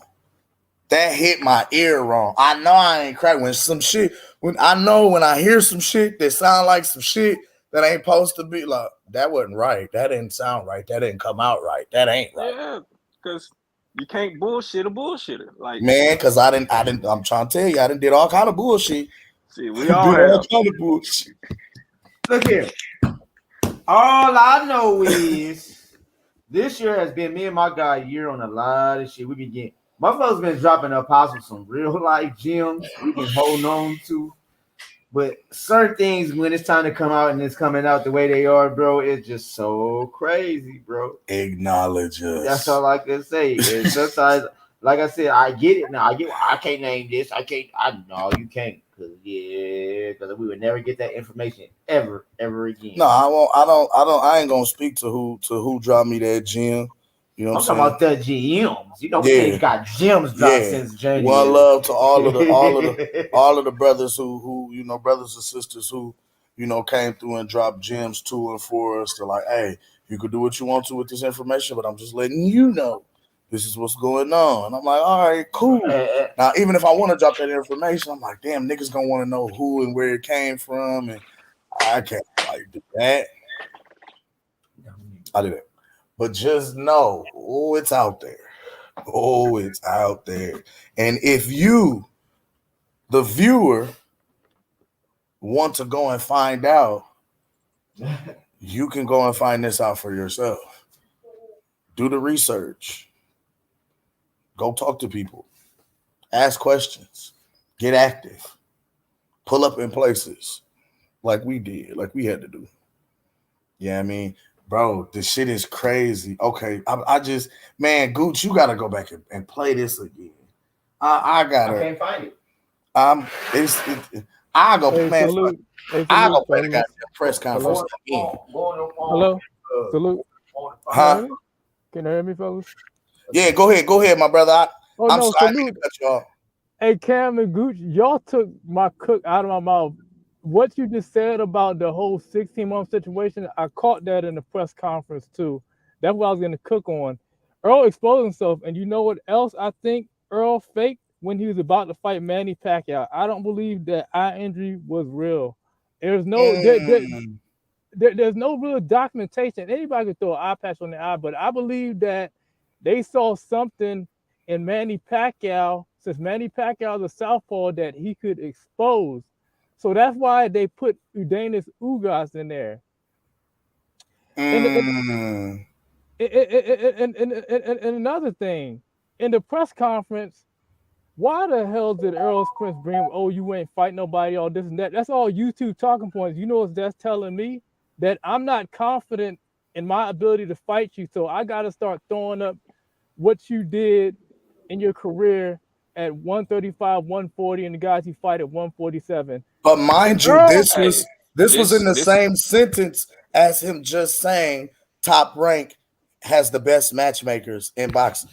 Right. But this is how I took it is Earl, you know, by bringing up who did he fight, you know, listening to those YouTube talking points, it's, to me, it's the AJ effect. He believe in his own hype. Exactly. Oh no! Don't do that. You know what, guys? Hey, I don't know if y'all caught this, right? But he said at the end of this fight, you're gonna respect me. And EJ said, I already respect you. No, you don't, because if you respect the man, you wouldn't say he hasn't done nothing in his career. Exactly. EJ doubled back. You know why EJ doubled back when he said, "Oh, I do respect you," because he realized he's dealing with a real one, and now it's a sort of doubt, like, "Oh man, this guy's serious." You Yeah, you respect just me. gave me all the ammo in the world. Now I gotta stand on this business. Like, All that, and all the that motherfucker eye like Bud, collection. you gotta eat them words. And yo, Yeah, and so I was he dying when he exposed said that. I was dying when he said talking that because about. I was like, yo, Errol Spence is his own Errol sexual. Wow. And look, All when of he that said, eye Errol collection. ain't never All of that. Oh, I'm gonna collect respected. this eye. I'm gonna break this person bone. All this and that. Like, bro. Anybody that know anything about an orbital bone being broken, if you break one side, the other side is already fractured, dude. it's weak. Yep, it becomes unstable. Like you can go, you can go look this up. So Triple G already did 60% of the damage. Half the damage, yeah. He did You know most what of I'm the saying? work too, Like we gotta start keeping it a bean. Like, he lied when he said, "Wait a minute, but me and Ugas got the same injury." So Oh what? my God. Broken? I was like, "How did y'all get the same Not injury?" even. When one was a poke in the eye and the other man, one was the doctor stopped that Ugas fight. Ugas was still willing to fight, bro. yeah. You feel what I'm saying? fellas, They had to stop it for medical purposes. But it ain't like you dropped Ugas and he got back up and he was like, come on, man, like stop it, bro. Hey, Green, fellas, also I like that you wanna- brought up that I like that you brought up that orbital bone situation, because you know my sister's in the military and she's also in the medical field, and like when you break one orbital bone, like you said, the other side, it's not that it's fractured. The other side is more susceptible of being broke. Being broken. It's compromised. Yeah, because the side that broke, when it heals up, it fuses and it's stronger than what it was before it broke. So that makes the other side, even though it wasn't broke, weaker and more susceptible to being broke. Yep. It's weird. Yeah. My Plus, sister did a lot of studies on it. Then he got a metal plate in the side that was broken. Yeah, man. Hey, bro, I know, man. I know all about that, man. I was fighting a motherfucking case where nigga got in the bar fight and shit. Nigga got smacked with a bottle and his shit got cracked up. So I know all about it. You feel what I'm saying? So don't try. He trying to act like he's the like he's their eyes. Like, come on, bro. Hey, fellas, Anybody that go back and look at that Ugas and Pacquiao fight, like Ugas got a lot of scar tissue, bro. Like Pacquiao, he did a number on his face too. Ugas just got one of them faces that bruised up easily. It is. He got an easily bruisable face. Yeah, like soon as you hit Ugas, he swells up. Yeah, like come on, man. Face is so tight, you don't even got eyebrows, man. Hey fellas, I don't know if y'all caught something, but rewind back to the Gilly the Kid, the $1 Million Worth of Game interview. Bud leaked something out, and these are all the Errol sexuals who said, he walked out from negotiations, and you know the whole contract thing, because they said I thought he agreed to everything he did. Remember when Bud said this in the interview? He said, "Yeah, I agreed to everything." And he said, but when you have your own lawyer coming to you, he said his lawyer came on. He said, "Hey, Bud, you check this. You agree to this?" He said, yeah, everything good. And he said, no. Bud, what you're about to do it isn't good. Bud was agreeing with everything, but when his lawyer came on and said, "Hey, man, you agreed to this?" He said, "Yep." And his lawyer said, "Nah, what I'm telling you right now, what they're doing to you, nah, this is no good." That's when things came to halt. So Bud was going to agree to basically, I'm saying, the 70-30, whatever going to give him, and no transparency. His lawyer said, "No, what you're about to agree to, this is not okay." It was more so of this. Bro, it was more so of this. He agreed to the term sheet. Once the term sheet, once they send a draft of the contract, if they change the word, then it means you're agreeing to something you didn't agree to. So exactly. On Bud's end, he's like, "Yeah, I'm agree. If that shit is the same as the term sheet, yeah, I agree with it. I already went over that. We already basically what I'm saying. Lawyer's like, no, look at how it's worded. Look at how. how Look he at said it. hey, they changed the date on you right here. And, So you and once they do all of that, that makes all the negotiations null and void. I can't move forward because you changed the nature of what I already agreed on. Yeah, So all these arrogant knuckleheads, these aerosexuals said he walked out from negotiations. That whole conversation is bodied It's because needed because at the end of the day, you can't. The problem is PBC and their legal team and their whatever that was supposed to draft the contract can't look at one sheet of paper and write the same fucking thing that they see on a one piece of paper on the other piece of paper. Now, what I will say is this though. I had to point this out to Gooch. I said, bro, the way these motherfuckers is talking, I said I can almost guarantee you that one of these messy ass reporters is gonna get up there and ask a question like, "Hey, what took so long for this fight to happen? Why the fuck are we just now getting this fight? What happened? Why we didn't get it the first time?" And the default answer from one or both fighters is going to be, "It doesn't matter what happened then. We got this fight now." I think that was like some gag order Al Heyman shit. You feel what I'm saying? But you know what though? You know what though? I think Bud is so focused on the present. That's why he didn't bring up what we did in our past. He like, hey, the fight is here now, and after fight, you're gonna respect me. And the way Earl Spence said, "Oh, I already respect you." You can hear a crack in his voice. I already respect you. That's that cop to the misdemeanor ass. Yeah. Come on, man. I already respect you. You ain't gotta. Come on, man. Okay, so Go let me ahead. ask y'all this. I gotta ask this. Was he scared or was he nervous? Anyway, Trey, go. I think he was nervous. I think he was nervous. Hey, Gooch, I'm gonna say this. You see how him and the nigga Derrick James came in with the glasses and shit? You know what I Nigga mean? make some nerves. What I say, Cam? I said the studious nerd. That's that non-confrontational shit. Like that's that shit Jay-Z do now. Nigga got on the frames and shit, but them ain't the prescription joints. You feel what I'm saying? Niggas The got passive aggressive look. Would you hit a man with glasses? Yeah. I'm non-confrontational right now. Hey, listen, Green. That's the look you go to that's the look you put on when you're about to get sentenced. Exactly. You want the judge to be lenient. Swear to God, you want the judge to be lenient. Hey, when you know you finna, when you want to, you finna get slayed. You know you about to do. You know you about to do a hard 15 to 25. Yeah, they finna stretch your ass, so you trying to get them. But you trying to go in there like, hold on, I got a lot going for myself. Look at me, I'm educated. Please don't do this to me. I'll do that. I'll do that 7 to 10. Standing on my head. That makes sense. Hey, panel. Y'all already know the animal I compare Bud to, right? What's that? The honey badger, the fucking honey badger. Nuts. The reason why I'm talking about the honey badger, if you do YouTube, how smart honey badger don't give a fuck.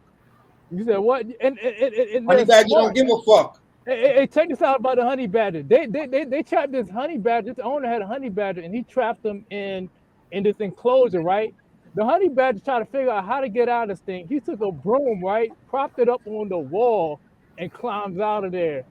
Like these, when I look at Bud, like I think the smallest man, fearless, intelligent, like IQ. You know, it's one thing to be fearless, and it's one thing to be fearless and smart. You know what I'm saying? You just so happen to have that perfect blend.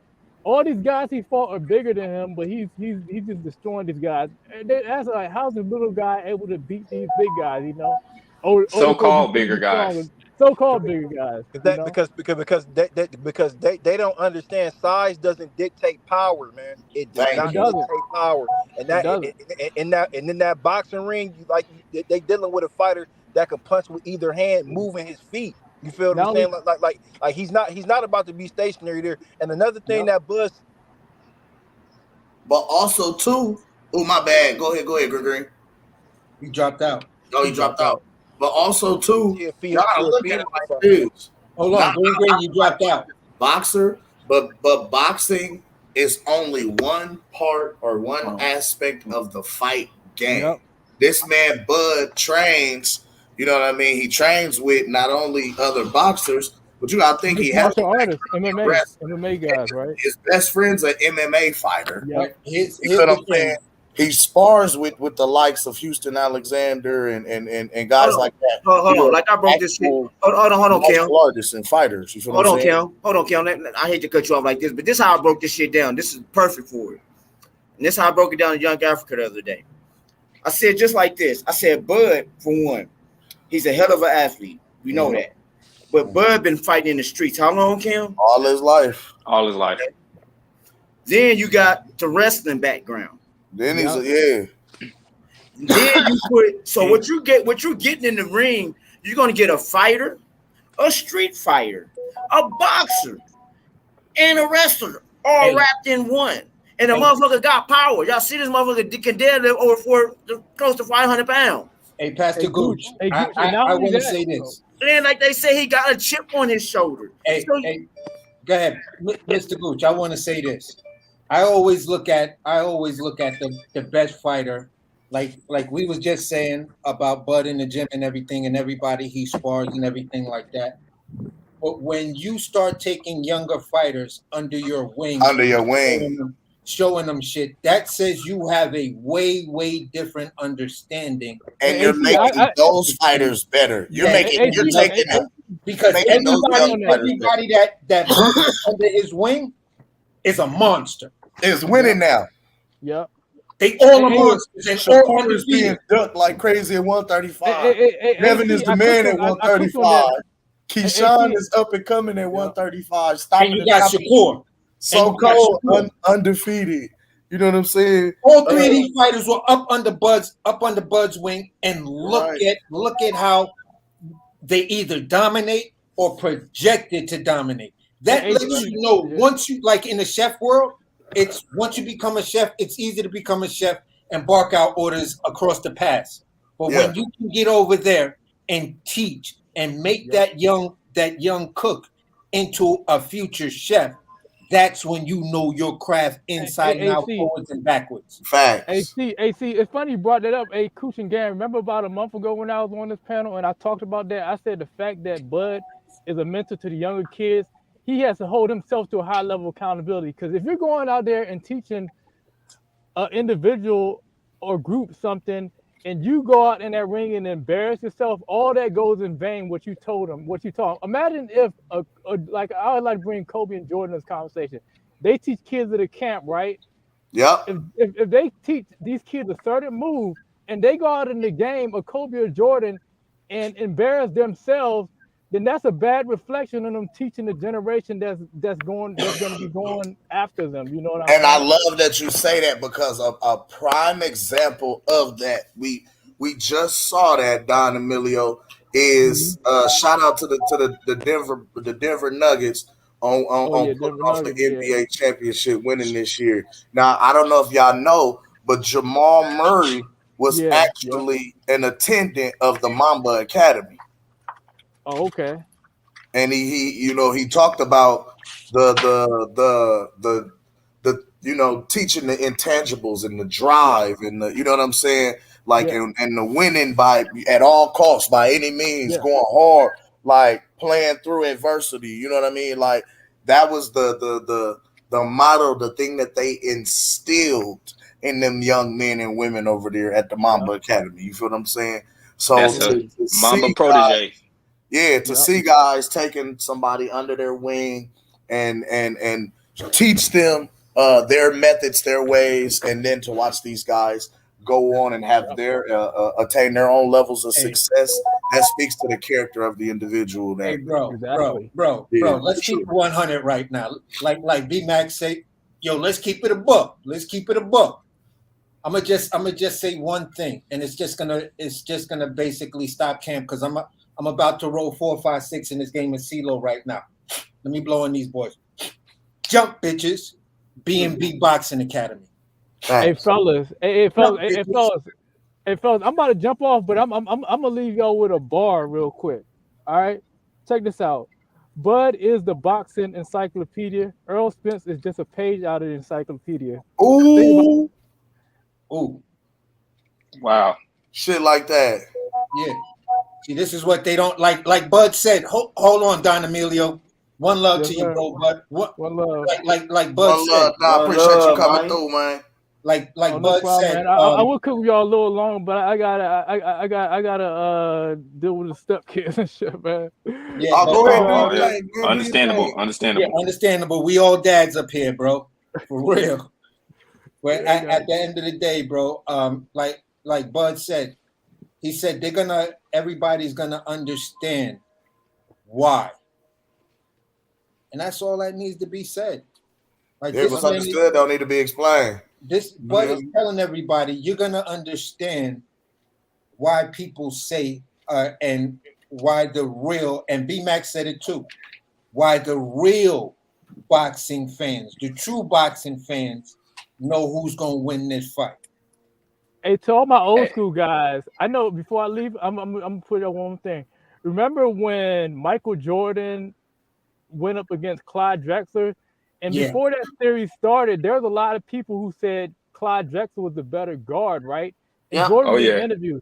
He said, no disrespect to Clyde, but he said, by the time the series is over, I'm going to show the difference between me and Clyde Drexler. It's gonna be the same thing in that ring when Bud goes against Spence.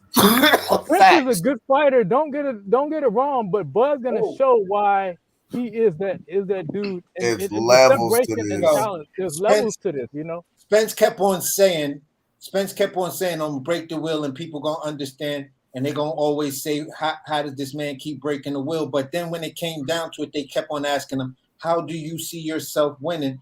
He would completely avoid the breaking him down and breaking his will down by saying he gonna try to break me down, I'm gonna try to break him down, and we just gonna He see blah, contradicted blah, blah. himself. So He you were talking contradicted himself. definitive He double talked. when you had like a little open panel. You Yep. feel what I'm saying? You talking definitive when you had like a little open question, but then when you were asked specifically, you couldn't give that same energy. And this is the thing we saying. You feel what I'm saying? We know everybody know Errol gonna come through, and he hopefully he be one of the best Errols we ever seen. But it's levels to this shit, bro.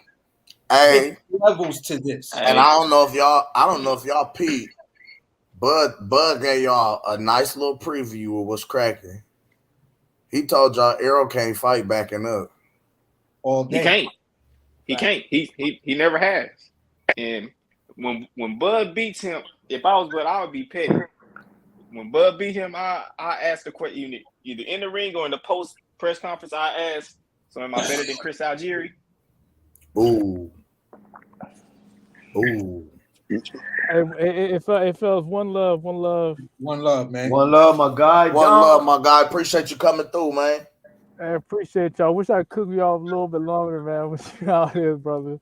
Oh, we about to get let people get their final thoughts anyway. Okay. Thanks, fellas. Appreciate y'all. Y'all have a blessed Yes, sir. one. No doubt. Appreciate you coming through, man. Thank you. Yeah, I just I definitely wanted to hop in and cook on this press conference. I knew it was gonna be live today. We'll fuck around and probably do it again tomorrow with the New York joint. And I know New York is gonna be stupid turn. Like, I don't know. That's a good question. AC, you gotta find out, man. You out there, man. What's up, man? You know they coming in NYC tomorrow, man. I know you gotta be in the building, man. You gotta start off in that thing, man. You gotta see what's up, man. No. Yeah, I'm gonna try to shout out, but the way I'm getting in, I gotta be hush about it. Check this shit out though. You know what I'm saying? Why Bud? I don't know who playing Earl on, but I know Bud on one of them Warren jets flying, about to fly out towards your way, AC. So you know what I'm saying, you get that connect for us, bro. You know what I'm saying? Hit us up. You know what I'm talking about? Yeah. That's what I'm saying. Once I'm in the building and shit like that, I'm basically know what they gonna demand from me and shit like that, and hopefully they don't be like, well, you got to give up your cell phone and shit like that and all of this other thing, because I'm getting in through kind of a crafty way. Got it. You know what I'm saying? Yeah. AC. Yeah. You Brooklyn or Bronx? Brooklyn all day, bro. Yeah, I'm trying to keep the accent. Oh yeah, no, I'm Brooklyn. Bronx dudes tend to talk with a little bit more slur or drag their words out a little bit. Yeah. You feel what I'm saying? Brooklyn dudes it's kind of Thorough. real fast and hard and choppy. Real thorough. Yeah. So basically, at the end of the day, like I said, I wish I could shout it out and all of that, but I get in all kind of fuckery because these people will be like, how'd you do that? How'd you just go on some whatever and just no. So I feel you. Well, just let us know though. You ain't gotta go. For sure. Just let us know. We won't blab it out. We just want to see. We want to be, Yeah. So we can watch the interview. I'm trying to see who interview I can watch in the morning. You feel? So because we cooking tomorrow. Oh yeah. Matter of fact, Expert Genius. This is what we about to do. Expert Genius, I'm gonna let y'all get y'all final thoughts, man. We're gonna go Expert Genius, Green, then AC. My guy B-Mac, everybody go over to B-Mac. He should be on in a hot second. We might slide over that way. Who just slid in? My guy done slid in the ring. Oh, Bill's boot camp here. Okay. We're gonna let Bills cook. But then after Bills cook, you know what I'm saying? I'm gonna let Bills, cook and give his final thoughts. Then we're gonna go in that order. My guy, Deacon Bills, what you feel? How you feel on me? Oh man, this shit was woo. I ain't get to hear everything that Derrick James said. What all he say now? Some drunk I ain't nigga get shit. He said some fuckboy shit like when he they talking about I seen the part where he was talking about the first to be Tio just did that. That dumbass shit. He checked his stupid ass. It was like, he said he was the first to be 2 times undisputed. He said he was unified and he was lineal, but never undisputed. Never undisputed, bro. You tried it. He said you tried it. Yeah. But at the end of the day, he not lit a fire now. See, he tried to talk that little bullshit. Oh, he ain't really about nobody. I'm like, damn, you sound just like these motherfuckers. He ain't really about nobody. I'm like, damn, you ain't even saying I'm gonna kick your ass, and it is what it is. Oh, we gonna have a Crawford involved. What? He said I'm a gut it. What you do to a fish when you take him out of the water and suffocate him? I'm like, God damn, I'm ready now. Let's go. Man, I had to ride the bike. And that's why I'm breathing so goddamn. I say, man, they ain't finna go out without me, man. Damn this shit. I ain't even get nobody. So they supposed to be getting the get over here. These niggas is on. They talking about we gonna get a final thought. I said, shit, well, you ain't got no break. Bye. but yeah, man. I thought it was a good press conference, man. I did see that Spence tried to initiate the bullshit, so he started it, and then he seen how serious Bud got. You know what I'm saying? And then it was like he was backtracking. He was like, "Oh, he can't fight on the back foot, so he can't even talk on the back foot." You know what I'm saying? When motherfuckers got down pressing him, he started backing up like he stuttering and shit cracking. Oh, I do respect you. Nah, motherfucker, you don't respect me. Don't try to say you respect me now. You ain't your motherfucker trainer. Your trainer gonna get your ass whooped. You know what I'm saying? Talking that slick shit. You know what I'm saying? And Derrick James couldn't say too much because shit, Errol Spence wasn't like his energy wasn't like that. So how your trainer? You know what I mean? Was like dead, bro. It wasn't nobody on that. Hell nah. Once your trainer see your energy ain't like that, I can't really talk no shit. Well, let's check this out. If Earl really is watching, I'll find out because tomorrow we'll see eye contact. We'll see more eye contact because nigga, that's one thing you didn't give. You act like you were scared. He didn't do no eye contact.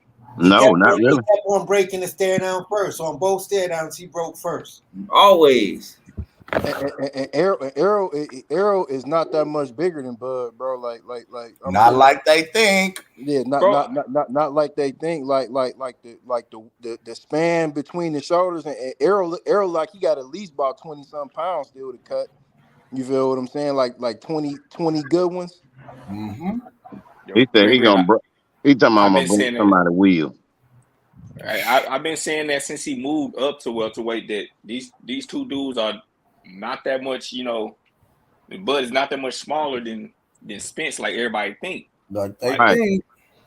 like I said, he moved up to welterweight and he chose to stick closer to fight weight instead of what he usually walk around at. Like come on. So everybody, since now that he sticking closer to fight weight, everybody, oh, he's small. He's small. No, he ain't.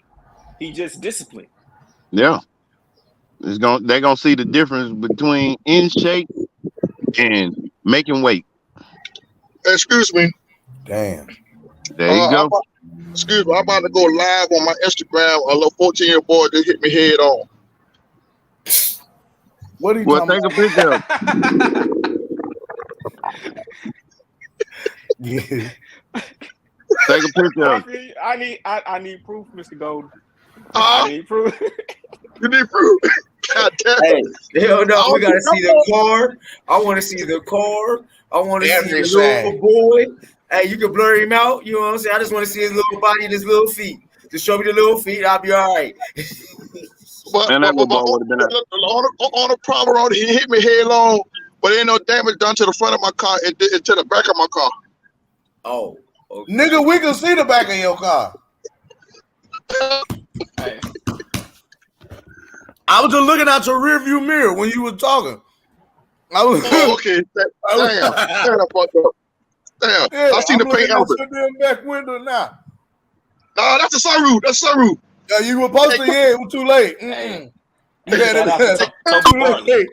Hey. I'm on that again. Hey, now we see why all the Errol Spence fans keep talking about resume, because that's all Spence talking about. It's like, so basically you don't believe in my talent. You saying I'm a good fighter, but you saying I ain't fought nobody. So that's disrespectful in itself. Saying, oh, you ain't fought nobody. You ain't did this. You ain't doing that. So you gonna say I ain't fought nobody. So basically you don't believe what I'm doing is real. You don't believe what I just did in 147 is real because I ain't fought nobody. You about to learn today. You about to learn today. With the same niggas that you done fought. I'm telling y'all, man. No, his daddy said he ain't do everything. Motherfucker, you ain't got to do everything your daddy said do. Your daddy ain't in the ring fighting. Man, they trying to discredit that shit for what his daddy said. Action speaks louder than words. Sean came with that motherfucker prepared to fight. He was in good ass shape. Fuck that shit. Yeah. That man beat your motherfucker. You heard boy told him he said I did something you couldn't do to him. Nigga, I stopped his ass. Or he didn't train. Or Sean said that. Man, that nigga trained hard as a fuck for shit. He can't come in and fight. He can't come in and fight the way he's supposed to fight. Like the boy was talking the other day, they asked Sean, said, what's the difference between Bud and right there? He said, Earl try to fight my shit, fight my kind of fight, but Bud just took my shit away from me. That's what the fuck Bud did. Sean can't come in and launch like he do Earl and all that, boy. He get everything fucked up. But if Sean Porter would have won, if Sean Porter would have won, it wouldn't matter how he trained. He'd have still been fighting for them belts. Yeah. But Bud came in the 147 fighting the champion. Errol didn't. When Errol was fighting all them 154 catch weights, when he came to 147, he ain't fighting no champion this first fight. Thank you. But Bud did. So what is you talking about as far as resume? They make it bad. The first two fighters Bud fought was undefeated at 147. Man. No, Mr. Golden, man. Top Rank is great at matchmaking. They maneuver through a lot of the bullshit so Bud can be where he is. Man, listen. Wow. That boy, I'm telling you, if y'all could just go back, close your eye, and look at the face expression Bud had when Earl was talking that shit, Bud, I think I want to give a beat your motherfucking ass right now. Right now. You went to that next press conference. That shit really gonna act the fuck up. But Bud, it's gonna go down tomorrow. It's going down tomorrow. Yeah, and the beautiful thing about this is Derrick James, you're gonna have to see him 2 times. Like not even if Errol activate the rematch, you're gonna have to see him at 154 with your other fighter while you talking all that goofy shit. So what you gonna say then? When he going for 3 times undisputed, who else now you gonna throw in there and try and lie? Man, you heard Bud told that nigga, when I beat Earl's ass and I become undisputed, I'm gonna be the greatest fighter of my era, and which is true. It's gonna be Bud era. It's gonna be Terrence Yeah, Crawford well, era. come here. Man, they can't fuck with Bud. I don't give a damn what they say. I ain't being disrespectful, but I gotta go. My brother just came on now. You know he finna talk shit. You know who I'm talking about? Huh? We about to go on there. Tell him here we come. Okay. All right. God dang, boy, I ain't finna get shit done, boy. Fuck with y'all, man. Dang. Bills, That you already knew paintball what come day on. it was, Bills. And y'all Bills, know you knew what paintball day finna it talk some was, shit. bro. Oh, y'all know we coming. All right. All right, Yeah, here we go. I'm gonna give my final thoughts. I'm gonna run back in here and then I'm gonna run back out here.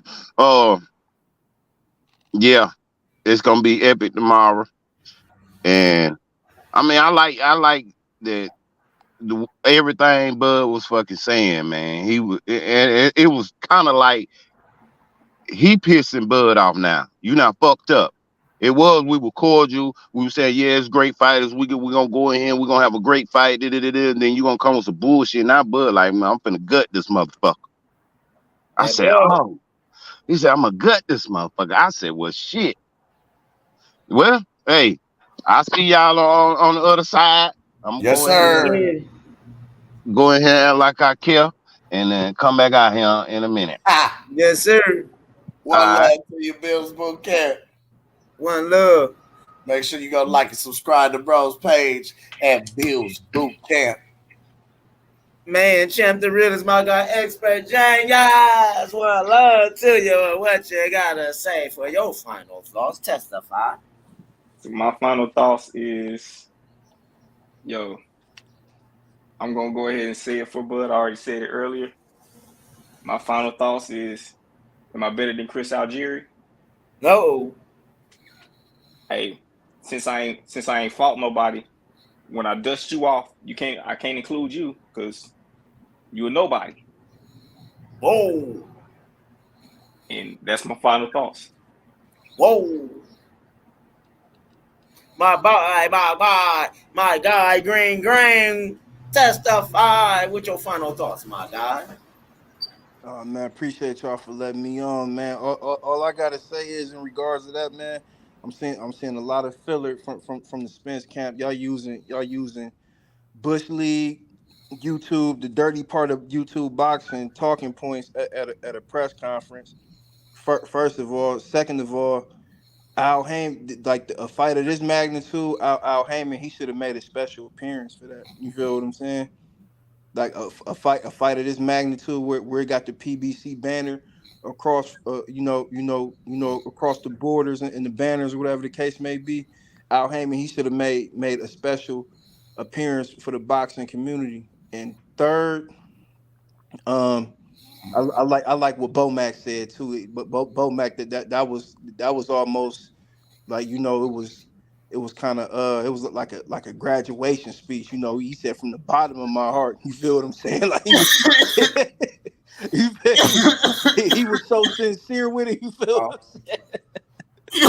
Oh God, he said from the bottom of my heart, we gonna be victorious July 29th, and I'm jacking that. I'm riding with it. I see y'all on the other side, man. Yes, sir. One love to you, my guy. Here you go. One love. My guy. Testify, AC. Testify, chef. Bro, here's my thing. And today when Errol got checked on Cale Brook, you feel what I'm saying? And when he was like, yeah, I took the other one, he was like, but he was already beaten. Triple G did it. And he was like, oh, but it don't matter. I had to laugh right there because I was like, yeah. Oh, that was different. Yeah, I was like, damn, Errol Spence is really his own Errol-sexual right now. You feel what I'm saying? Basically, exactly. So basically, when Bud said I'm gonna gut him, I took it as this: gut him, Undango, body shot KO. Yep, told you. You body feel shot what I'm saying? 20 punches. Exactly.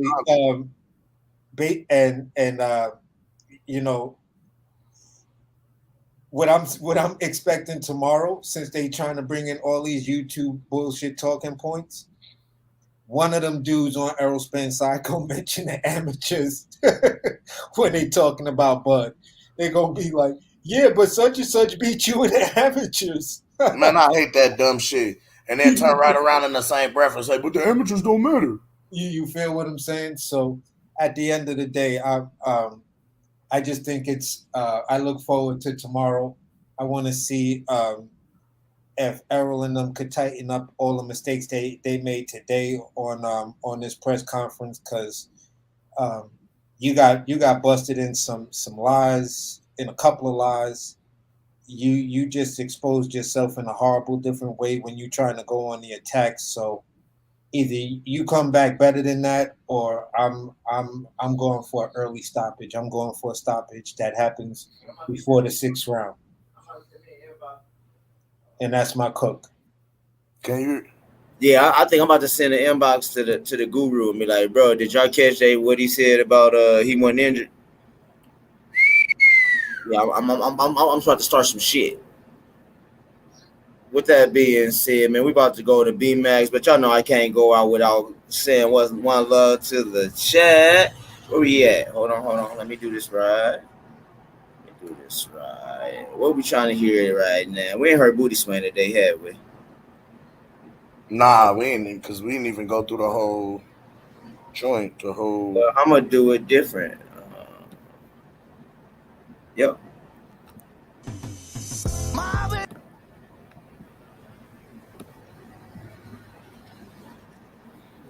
Yeah, we ain't even finished the whole intro, nigga. We just went right into the shit.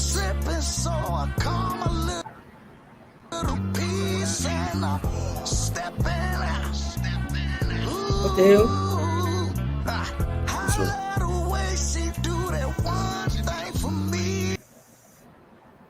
Let's do this right.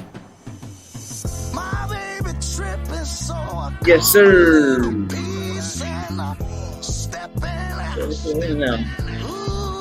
One love to the chat. One love to the queen. My sis from South Kakalaki. Monique Moore. One love to you, Mom. I'll hit you up later. My guy Bill Boot Camp had to slide in. There's one love to you, my guy. Shit, I had to come on, man. Y'all talking about final thoughts and shit. Moolah, baby.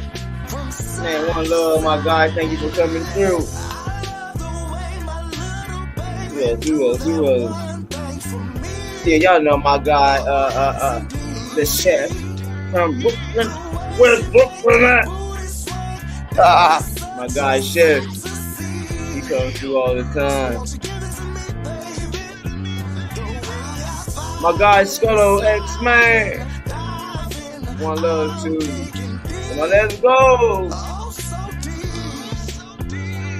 Hey, y'all see how hype I was when we found out about the lie? Mr. Golden came through. Yeah. One love to my big bro, Mr. G. Hey, I'm gonna hit you up. I might need a favor. Look like you got to do some cool big shit, Mr. Golden. I might need you to come through with. My guy, Big Blunt. It was good, y'all. Yes, sir. Yes, sir. One love to my guy, Big Blunt. Man, y'all know what time it is. Y'all know we had to go. Y'all know we had to go over. We at the end. My guy told me about that came through. My guy told me about that. We global. They don't like when we tell them that we global with you, bro. We know you go everywhere. We know you make everybody global. One love.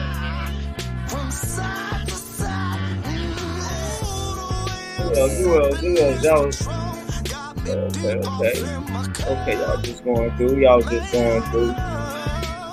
One love, okay. Alonzo Key. One love to you, my guy. Okay. What's up, my guy? What's up?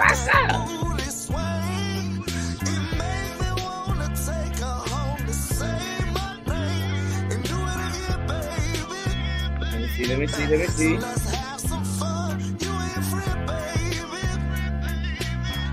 I think next show we gonna. My guy, the Grim Reaper came through. One love. Green, one love. Who else came through? Who was deep today? Big Demon. Hey, I'm gonna check that out with you. We was talking about this, bro. Yes, sir. One love. Yeah, that Mo 3 shit. I gotta check that shit out, bro. One love. Don Vaughn came through. One love. Don Emilio came through. One love, man. Thank y'all for coming through. Fucking with your boys.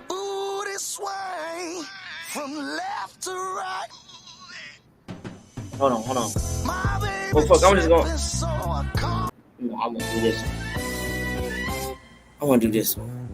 Dun, dun, dun. I want to do this one. Let me go back to the comments. Don Vaughn came through. Al Mooney came through. Hold on. See, why does it do that to me, bro? Hold on, y'all. Hold on. I gotta do this right, cause it's how it comes on.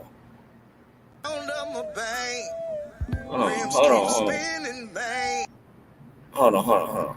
Okay, now I can go back into the chat. Yeah, there we go. There you go, Kim.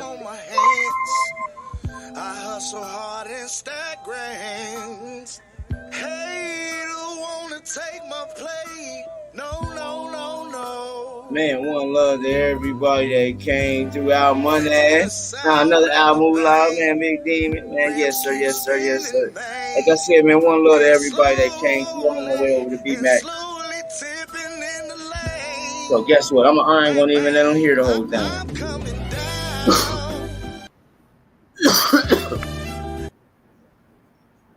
Yeah, man.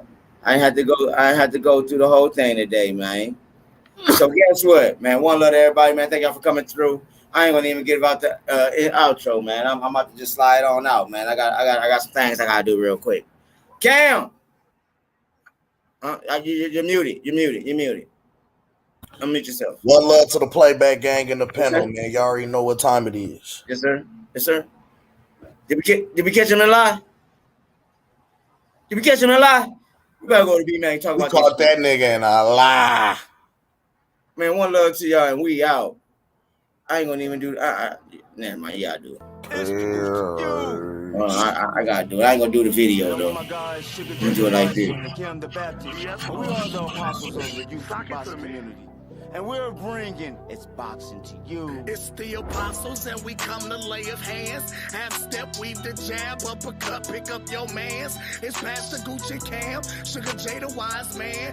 We bring them to the light, make these haters understand. Northside is where I stand. Nebraska, that's the land. We cancels out the jab from a southpaw stance. We beat the competition, knock it out with either hand.